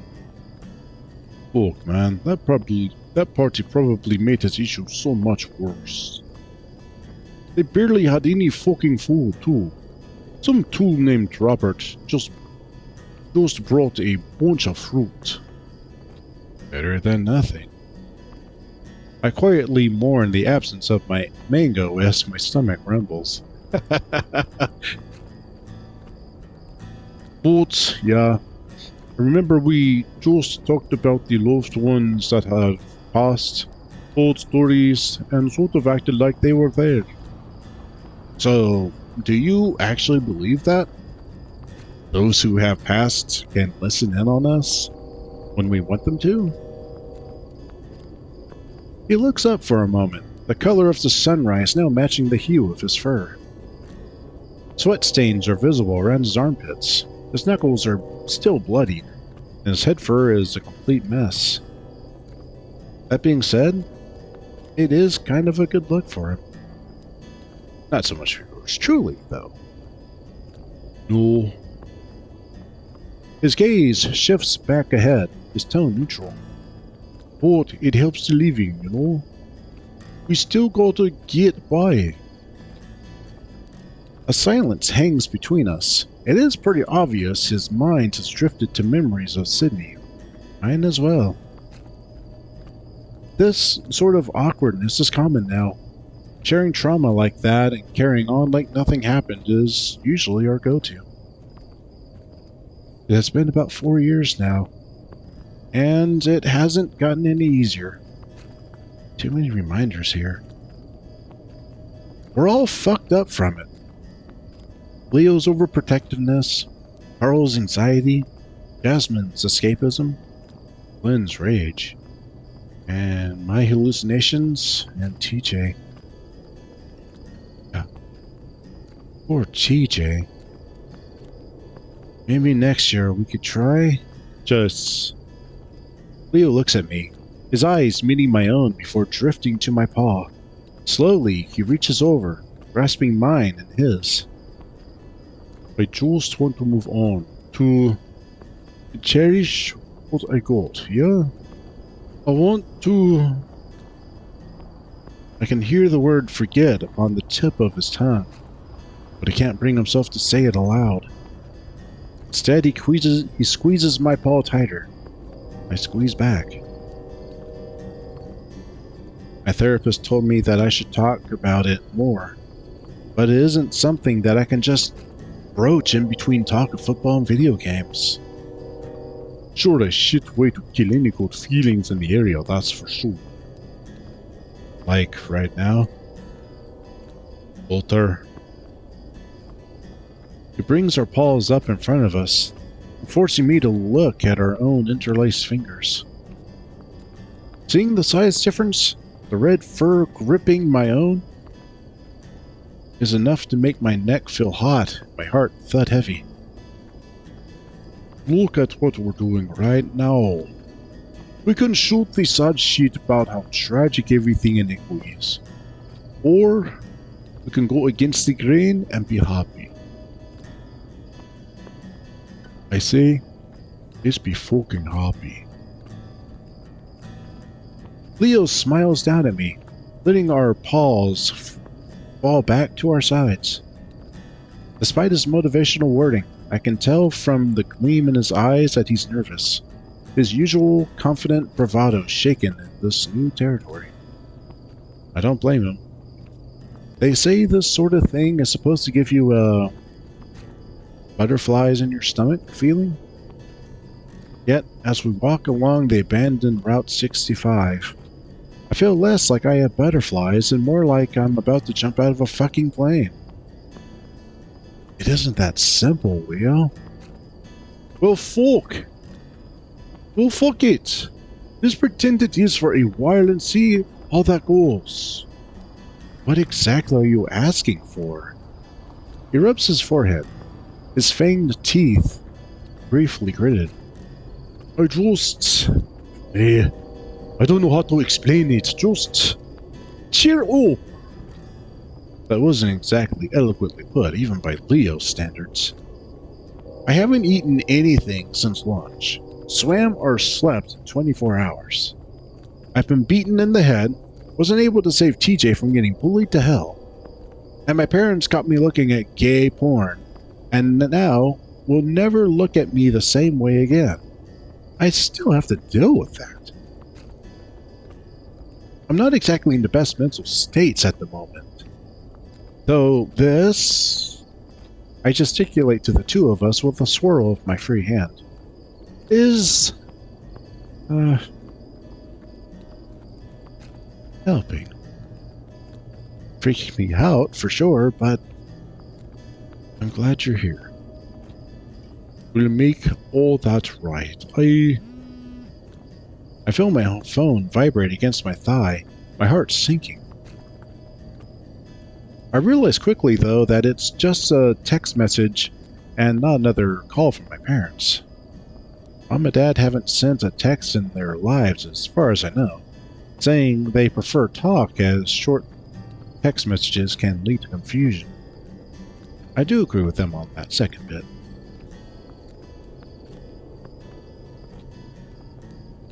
There is only one lawgiver and judge. The one who is able to save and destroy. But you, who are you to judge your neighbor? Who is it?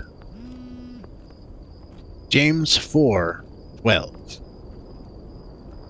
I see Leo sort of crane his neck toward my phone, though he quickly recoils as I glance over at him. Sorry. Sorry. And it's from TJ. He's being religiously helpful. Good old TJ. I manage a goofy smile, holding up the screen to Leo. He squints down at it for a moment, then exudes a low smirk, covering his forehead with his paw.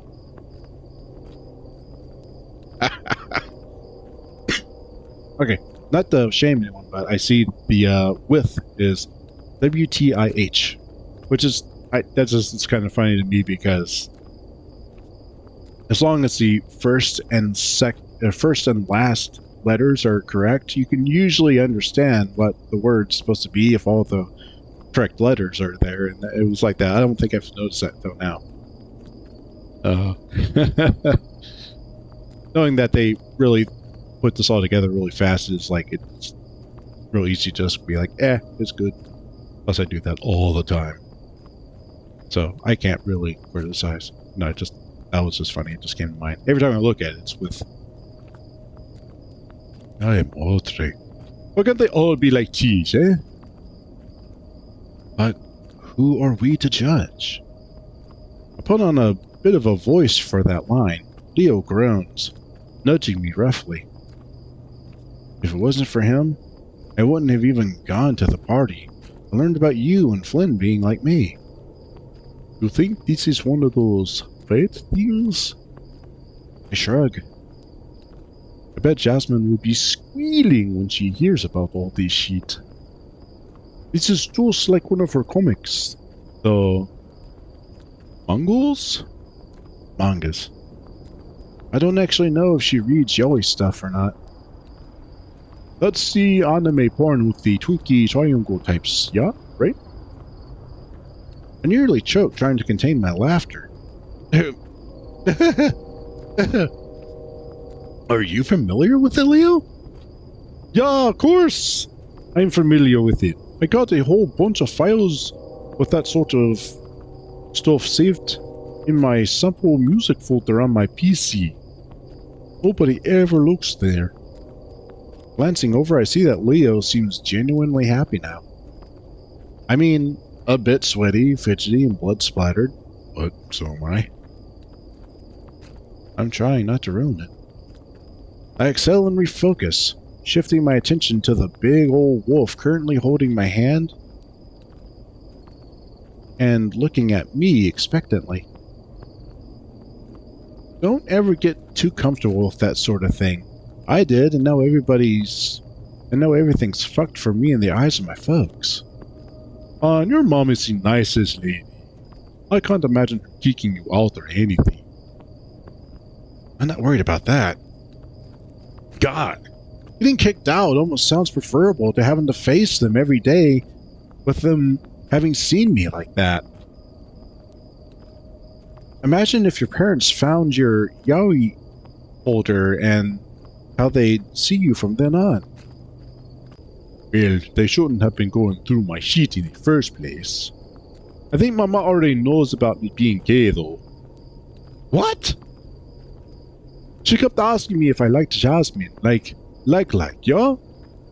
It was annoying me, and I just up and said she wasn't my type. Mama kept prodding me. Why, Leonardo? She is a smart one, and she has cared for you in your times of need on countless occasions. I tried to restrain a snicker at Leo's impression of his mother. The accented, high-pitched cadence rather right on the nose. Leo hears my surprised titters, looking down at me with a feigned scowl before hip-bumping me. I nearly go careening off the side of the bike lane into the sagebrush-filled side basin, but he yanks me back by my paw he's holding. I tried to imagine Leo and Jasmine together. It makes sense, I guess, but it is weird to think about. Puberty in general has made things so much different. She went on asking what exactly my type was.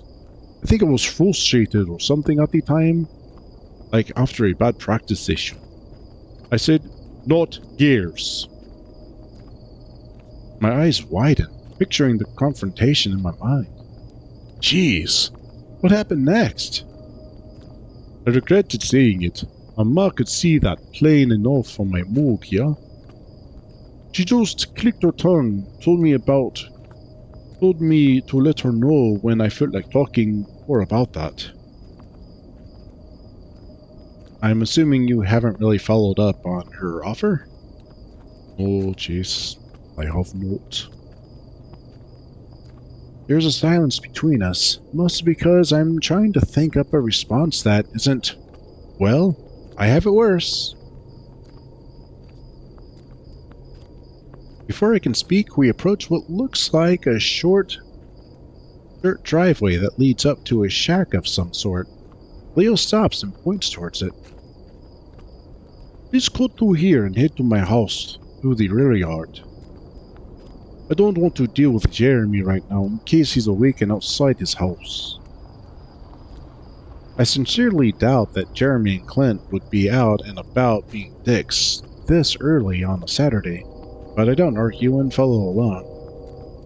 Upon closer inspection, it looks like one of those roadside dive bars you see a lot on the reservations. This one boarded up fairly recently. The Joshua trees and the old-timey pickup truck give it an out-of-place feeling. As far as I know, Joshua trees aren't even native to this area. Huh. Never heard about this place before. I have. It was open for a little while a year or so ago. Yeah? It would have been the first new business I've heard of around here since I was like 7, I think. Like I said, it doesn't last long. Heard from Charlie that the owner got busted for some fucked up shit that Officer Mockup found in the back room. Christ. I mean, this is from Charlie. So I wouldn't believe all of it? Like, what specifically?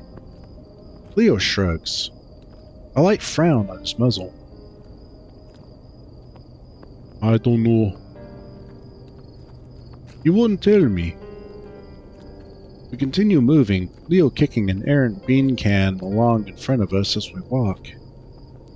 Can't believe Charlie's still alive. Turns out absurd amounts of meth is the secret to a long lifespan.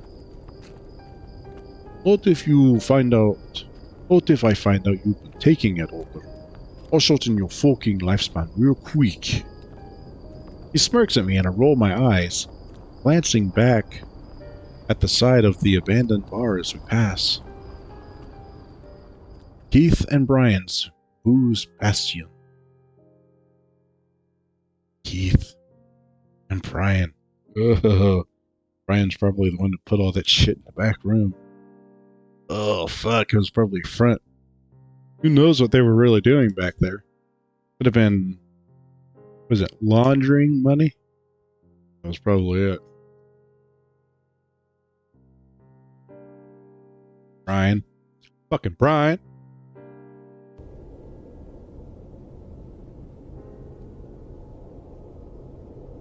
The sun is now high enough in the sky that I occasionally have to shield my eyes from it as we head due east. I haven't responded to TJ's text, but I think he'll understand. Right now, I'm trying to balance upon one of the rails of the train tracks, whilst Leo does the same on the other. It is made a bit more difficult by the fact that we're still holding hands, each teetering from him yanking me along as well, and vice versa. Despite being, as he puts it, a lump of stones covered in fur, he has a lot more poise than yours truly. I think my tail might be a bit too thick for balance and agility. It's more suited for aquatic usage. That just reminds me how much I could use a swim right now, or at least a bath. I feel like a dusty skeever. I must be smelling musky as all hell at this point. I'm a mess. And I'm a mess in front of Leo, who just keeps looking better and better the brighter it gets. I'm worried that he's going to take one long look at me at any moment and realize he's made a mistake. I glance over tentatively, increasingly conscious of how clammy my paw pads are in Leo's grasp. I know we kinda glossed over it earlier, but how do you think the others are actually gonna respond to all this? I nearly fall off the rail, catching myself with one foot on the ground. Technically, it's cheating, but this isn't really a competition. What do you mean, all this? He clicks his tongue against the roof of his mouth, just like his mom does. I still don't know what exactly that means. Hey, stupido. My gaze falls and I feel my shoulders slump. Leo looks over, his expression turning apologetic. I can feel his thumb rub the side of my paw. Sorry. I know we're both tired of she as dirt. Honestly though, if I was in bed right now, I won't be able to sleep leaving it all like this. So I guess I just gotta come out and say it all plain like for you, Walter. You're my boyfriend now, right? I blink at hearing the words out loud, though when the moment comes, I don't even hesitate. You're my boyfriend, Leo. His pace on the track slows, then eventually stops outright. He turns, facing me. We stand in the midst of the abandoned passenger carriers. The plants around us mostly dead or dormant for the autumn. I can't help but have this feeling that we clash with our surroundings, alive and new and something dead and decaying. I'm reminded of a word I studied in a Southwestern literature elective I took. The quaz. It comes to me as if recited on the recorder in my brain, a short paragraph which I labored to memorize the night before my presentation. Quaz. A noun, both singular and plural, referring to anything strange, incongruous, or peculiar. At its heart is the unknown, the mysterious. It rhymes with Oz. To a traveler, it's often the highest question. But for me, everything, whether object, person, or event, was seen clearly in the depths of its existence, and its quiddity is quaz. And every road, every alley, the all to your parlor, the course of a creek, the track of a comet, all are a route to quaz for any traveler, any querist willing to question, go in quest to ask the cosmic question of the medieval church drama. Quem queritis, do you seek, O pilgrim? William Least Heat Woo. Let's be happy. Yeah? Moisture wells within his russet eyes, and I recall the last time I saw Leo cry. It was after what happened at the lake. It was our first day back to school, and he gathered all of our group together. He started out fine, managing simple English and explaining how he promised he was going to protect us all from now on. And then he just kept saying, "I'm sorry," over and over again. Jasmine was the first to step up and hug him. Then Carl, then TJ, then me, and finally Flynn. We held each other outside the road and sobbed. Flynn kept yelling something and seemed more incensed than mourning, but I wasn't listening to his words. Leo bawled until he was hiccuping, wroth with himself. We all did. Eventually, a passerby called one of our parents and we were picked up one by one.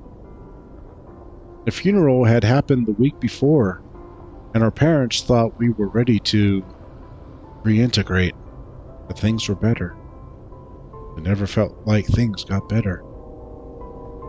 But Leo was always there, keeping his promise. Now my eyes brim with tears. I think it might be in part due to our lack of sleep, but I can't hold back. We stare at each other, Leo laughing and wiping his eyes with his palms. Hey, you always sulk in your cheeks when you're trying not to cry. He reaches up, ruffling my head fur as he does so commonly. I sniff, trying to manage a challenging look, but Leo looking blurry in my vision. I let go of his paw, taking him by the front of the shirt and pulling him down to my height. I shut my eyes tight, kiss him, my arms trembling as I do so. Large arms envelop me, his grasp first on my waist, but then upon my face as he holds onto my tear-matted cheeks. I realize I have no idea what I'm doing with regard to kissing, and I feel like a fool mushing my face against his. Well, Leo doesn't laugh. The kiss is over rather quickly, but I embrace him as soon as our muzzles part. I feel his head rub into mine, a neediness to his demeanor which I share. We continue to stand, each on our own rail, keeping equilibrium, balanced at the center. This makes the hug sort of awkward in structure. It actually reminds me a lot of church pamphlets TJ had that described the proper way to hug someone of the opposite sex. backs hunched forward, arms around the upper torso, pelvises at least 1 foot apart from one another. At least we were all good in the eyes of the Lord so far. It feels like several minutes pass, Leo occasionally squeezing me tighter or rubbing his paws across my back. I do the same. The position starts to feel a bit sore, especially with my recent battering, and I pull back. Leo seems to have been caught unawares, waving his arms as he tries to find his balance again. He stumbles and falls off, his rump hitting the sandy gravel beneath the track. Oh shit, Leo, you okay, man? I hop down, but in my haste, my foot catches, and I topple over onto the big wolf's chest, adding injury to injury. Leo just chuckles, rewrapping his arms around my midsection. We meet eye to eye. Clumsy otter. I sigh with relief and kiss him again. Briefly, as I'm aware I haven't brushed my teeth in 24 hours as well. He strokes his fingers through my head fur, careful to avoid the bump on the back of my head, before releasing me. I stand, offering a paw to him. He takes it, though just for show, really. He seems to have no problem standing up on his own now. So, before I was rudely interrupted, I asked you how you thought the others will take us, now that we're a couple? We start walking again, this time with Leo leading. He seems to take fancy with an old, rusted crane, the wolf bounding up the stepladder and clambering over it like he's 10 again. So, I think Jasmine will probably dig it. Flynn will taunt us relentlessly but harmlessly. TJ will probably be confused, but ultimately happy for us. And Carl will probably be bewildered as all hell and awkward about it. Leo reaches the top of the crane steps. He peeks over the metal to beckon me. Really? Really?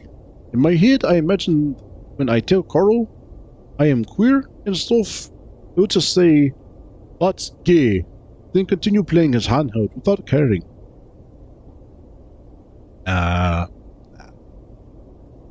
He cares, I think. Also, I don't want tetanus. I'm good down here. He nods, making his way back down, his chipper gait an utterly foreign sight as he beams at me. He's slap-happy hyper. What about your parents? Oh, Jesus.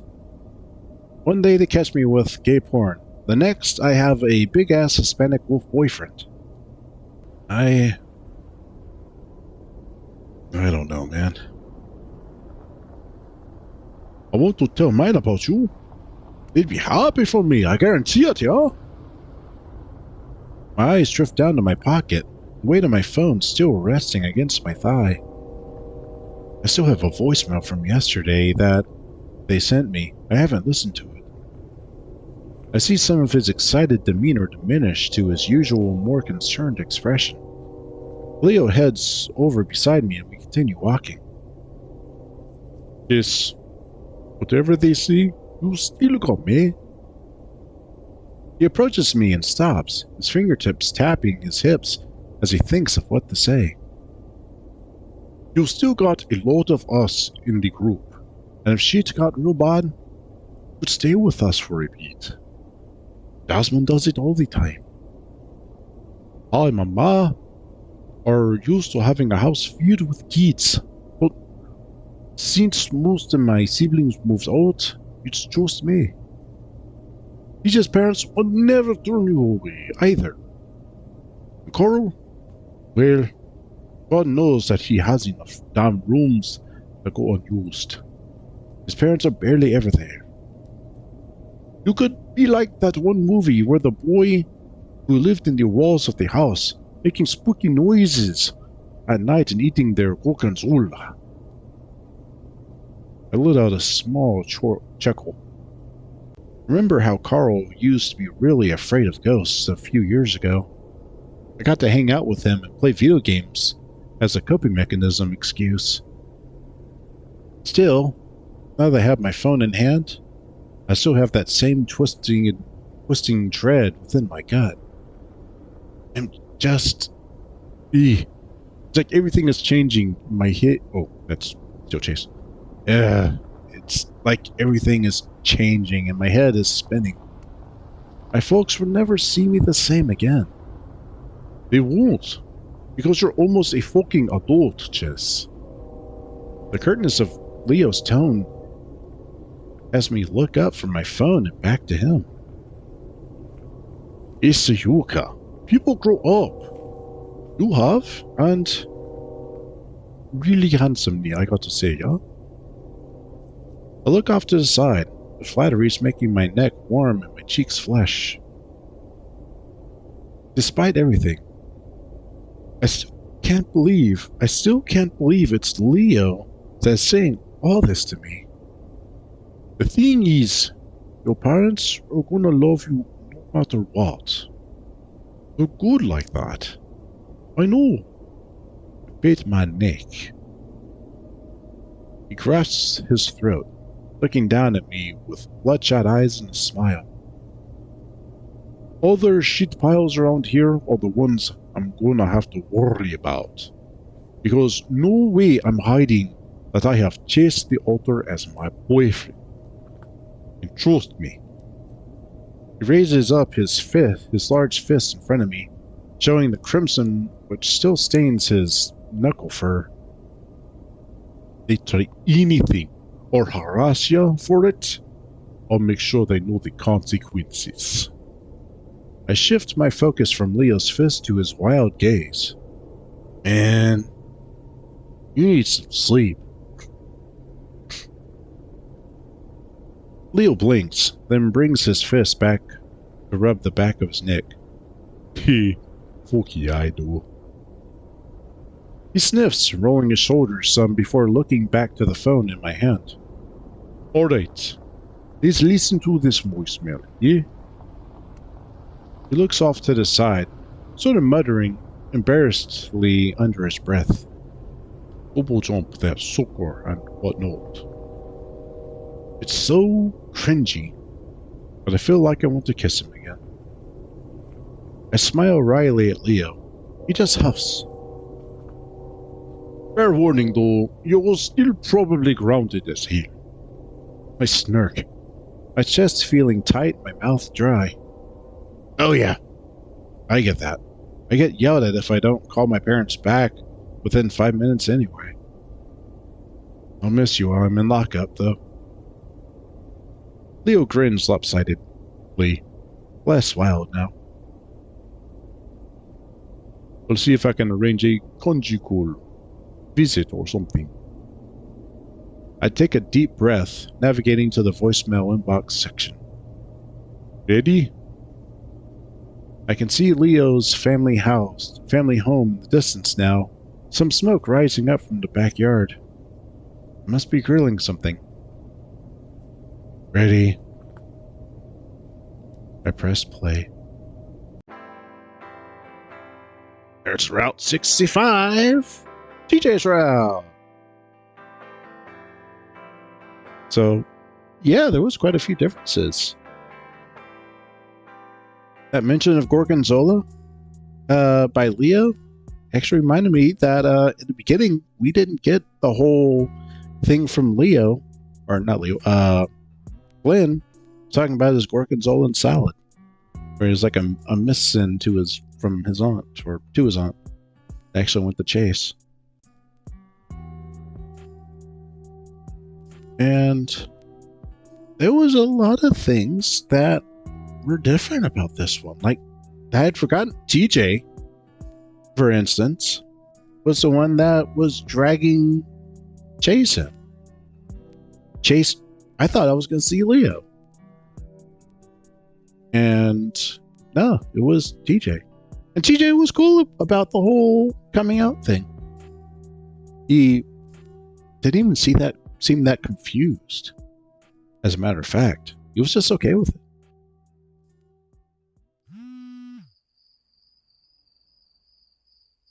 Uh-oh. Extras, extras, extras. Peyton lists admin direct message.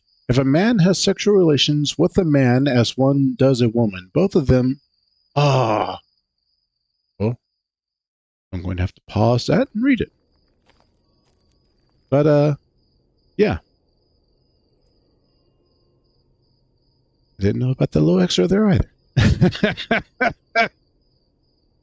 That's pretty awesome. All right. So yeah, I was saying, TJ was actually pretty chill about it. You would think that he, being a Christian, would, and, with our current political environment in America, we would not expect someone like that. But I've said so many times, TJ is the kind of Christian that everyone should be. And even Leo, admits that. And Leo's got a good family, too. Leo's got a really good family. And if Chase's parents did flip out, which we all know they didn't, and they would just, Leo's right. Chase says Leo's family, they will take him in. TJ's family would take him in. Carl basically has so many rooms and no one really there. Chase would have 3 good options to crash while he's getting over it. I hope that his family would not give him the Micah treatment. If you remember from Jenna's route, Micah got like the worst fucking treatment that so many people get. It's really traumatic. And fortunately, we do hear from one of the routes. Is it Flynn's route? That they listened to the voicemail, and the voicemail is all about Chase's parents, telling him that they don't care that he's gay. They still love him the same. They'll work it out together, and they care more about him and his well-being than the fact that he's gay. They just had to, they were just shocked. And they care more about him than about the fact that he's gay. That they just still love him. That's beautiful. It's Leo called it. Leo called it just right. Chase's parents are going to freak out. So, yeah. It is really nice. This one, there's a lot of context that goes into this Route 65. And that's good, because there's a lot that we can learn from it.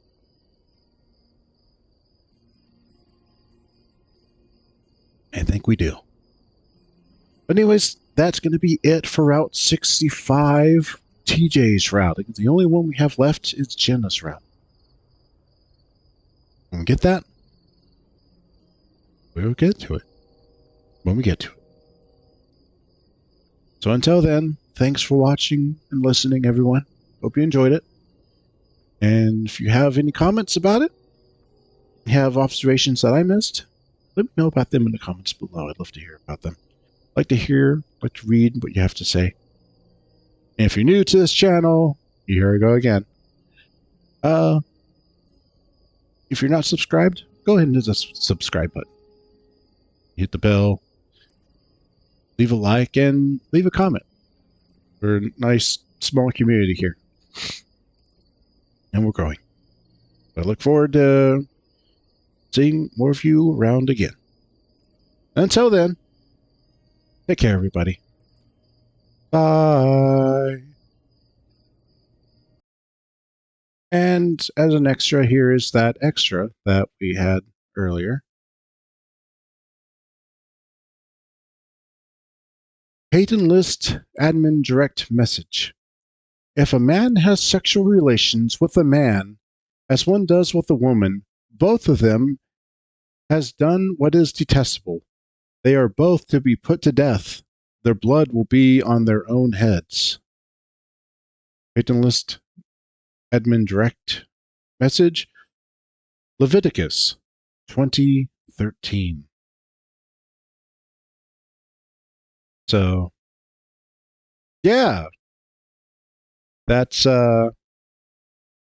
what we're used to seeing in the religious right, right?